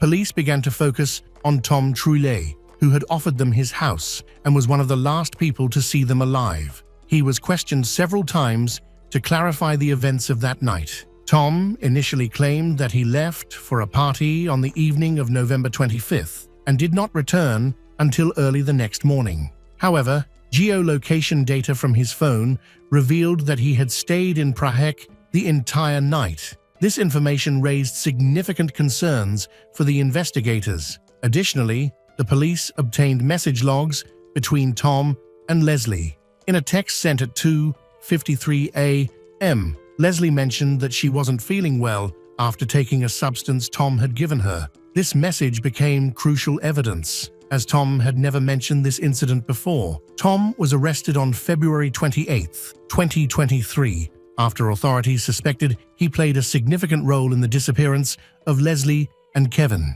In March 2023, investigators soon expanded their focus to include Tom's close friends, Nathan Baji, 22, and Enzo Chalat, 23, who were also taken into custody. Both men lived near where Leslie and Kevin's belongings were found, raising suspicions about their knowledge of the situation. During questioning, it became evident that Nathan and Enzo had strong ties to Tom and had been in the vicinity of Praheek on the night the couple went missing. Investigators believed that they might have been involved in a coordinated effort, making it less likely that the incident was spontaneous. April 12, 2023, authorities arrested Stephen Mathieu, a fourth suspect and acquaintance of the group. He was arrested at a hotel in Le Havre, where he was a night watchman. He admitted that he had gone to La Rochelle to support his friend Nathan Baji and had met Tom Truye on the sidelines of a techno party. The following day, he and Nathan Baji are said to have gone to a bric-a-brac store to buy 2 bags of quicklime, a shovel, and rat poison. Phone records showed that the 2 men were in Praheek when they apparently returned to Tom Truye's house where the pair were killed. According to Tom Truye and Mikkel Zadi, this was to clean up the crime scene. That same day, Michael Zadi was arrested and detained. He is being investigated for assassination. The 3 previous suspects had been friends with Tom and were also familiar with Leslie and Kevin.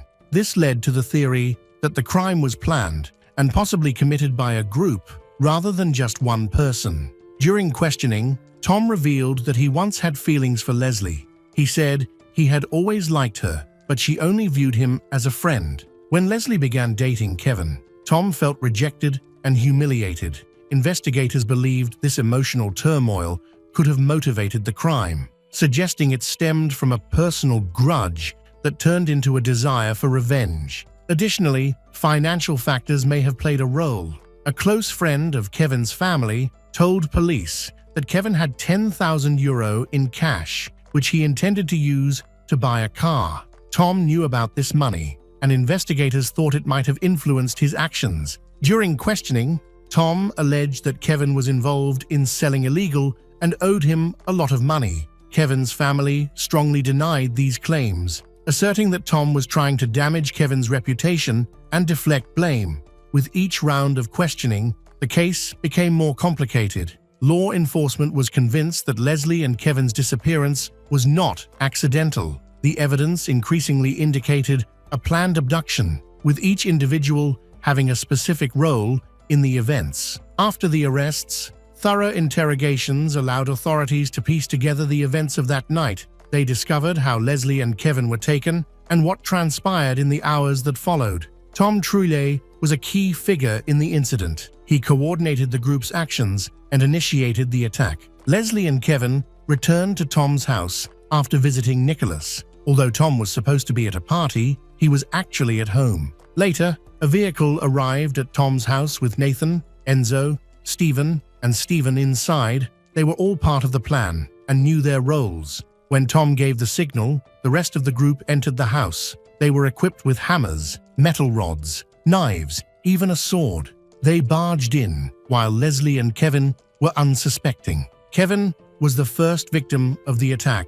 Nathan and Tom hit him several times with hammers and metal tools. Leslie attempted to defend herself, but Tom quickly subdued her. Both were restrained and forced into a vehicle, along with their dog, Onyx. The vehicle was taken to a remote area where Tom and his accomplices continued to assault Kevin. He suffered severe injuries from blunt object. According to the police, he died from both internal and external trauma. Leslie was kept separate from Kevin. Eventually, Tom killed her with a sword. Their bodies were discarded in different locations. Following the instructions of Tom Truye, on March 3, 2023, Kevin Trompett's body was discovered in a forest in Puiraval, while Leslie Hurlbeck's body was found on March 4th in a forest in the commune of Versen. Both burial sites were in secluded, difficult-to-reach areas, which investigators recognized as an attempt to hide evidence. The whereabouts of Onyx are uncertain. The suspects claimed they released the dog on a nearby road, but police had doubts about this. In January 2023, the remains of a dog matching Onyx's description were discovered near Praheek, but due to decomposition, it could not be definitively identified. Leslie's family believed that Onyx died alongside her. Medical examiners arrived at the scene shortly after the bodies were found. Their job was to determine the cause of death and the circumstances surrounding it. During the examination, they noted that both bodies were significantly decomposed, but there were clear signs of violent behavior. Experts observed several broken bones and numerous bruises. They believed these injuries were likely inflicted by heavy metal objects, such as rods, baseball bats, or metal hammers. The autopsy also revealed deep cuts that suggested the use of a large knife or machete. This evidence confirmed that Leslie and Kevin suffered a brutal attack and were killed in a particularly cruel manner. The medical examiners concluded that both victims died from excessive blood loss, resulting from a combination of internal bleeding and external wounds. Based on the timeline, experts estimated that they were killed on the night they disappeared. After the attack and killings, Tom and his associates took measures to eliminate any evidence. Tom returned to his home to destroy anything that could link him to the crime, while the rest of the group was responsible for getting rid of the couple's belongings. This is how their items ended up in Puira Vault. The police based their investigation on several important points, including Tom's personal grudge against Leslie and a supposed argument with Kevin regarding a debt. The money Kevin had on him also seemed to play a role. Tom reportedly told investigators that the money was shared among the group. As new witness testimonies came in, conflicting statements arose. Some witnesses stated that everyone participated in attacking Kevin, while others insisted that only Tom and Nathan were involved. This inconsistency made the investigation more difficult. Medical reports indicated markings typical of being restrained. Scrapes on their wrists and forearms suggested that Leslie and Kevin may have been tied up or held against their will before they were killed. For the victims' families, these findings confirmed their deepest fears. For law enforcement, however, it provided important evidence of premeditated murder and the brutal treatment of the victims. Medical examiners carefully gathered all evidence to ensure there would be no doubt in court about who was guilty of the crime. Kevin's funeral was held on March 16th in Niort. It was attended not only by close family and friends, but also by neighbors, acquaintances, even strangers who had heard about the tragedy in the news. 2 days later, on March 18th, Leslie's memorial took place in La Rochelle. Both events drew many people wanting to support the families to honor the memories of Leslie and Kevin. Flowers were placed, candles were lit, words of sympathy were exchanged. At Kevin's funeral, his father, Guy Trompat, publicly blamed the 5 suspects for ruining 2 families, causing immense suffering to them.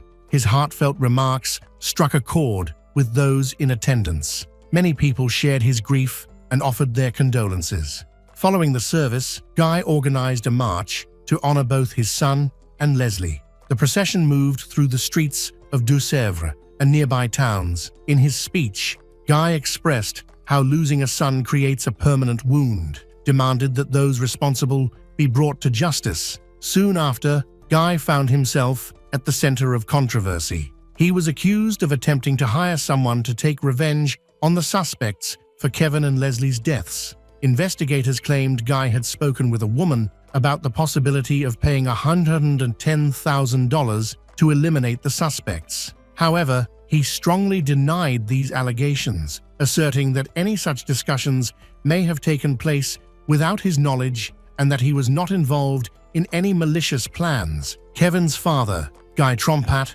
was sentenced on June 2, 2023 by the Niort court to 18 months in prison, 6 of which were suspended, along with a 5-year ban on possessing weapons and the revocation of his hunting license for threatening to kill. A €100,000 bounty was allegedly promised to anyone who killed the suspects or their relatives. However, he was acquitted of inciting murder without supervision. Marie-Thérèse Garcia, the aunt of Leslie Hurlbeck, was indicted on May 25th on charges of kidnapping and confinement in an organized gang, murder, and possession of weapons, and was subsequently remanded in custody. She is accused of threatening individuals involved in the disappearance of Leslie and Kevin. Investigators from the Versailles Crime Squad have linked this case to that of Corinne, whose body was found decapitated and dismembered in an iron chest. Marie-Thérèse Garcia was identified as a potential suspect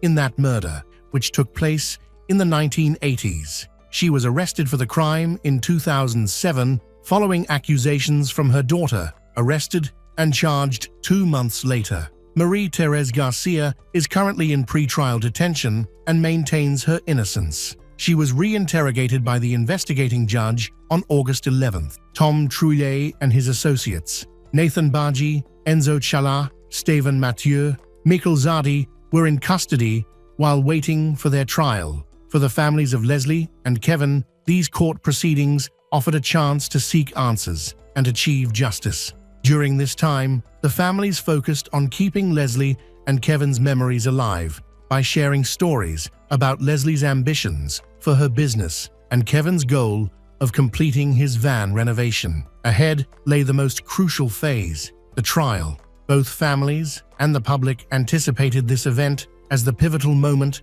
that could bring closure to their story. In early 2025, the 5 accused, Tom, Nathan, Enzo, Steven, and Michael, faced court. They were charged with kidnapping, homicide, and hiding the bodies. Each remained in custody, awaiting the final verdict. The trial is ongoing, complicated by the defendants' partial denials of guilt and conflicting testimonies, making the court's work difficult. In France, aggravated homicide, especially when involving kidnapping and body concealment, carries a maximum penalty of life imprisonment. Under French law, life imprisonment means the convicted person may apply for parole no sooner than 30 years. At the time of the trial, prosecutors were demanding the maximum sentences, life imprisonment for all 5, emphasizing the severity of their crimes. The court will issue a final ruling after thoroughly reviewing all evidence, witness statements,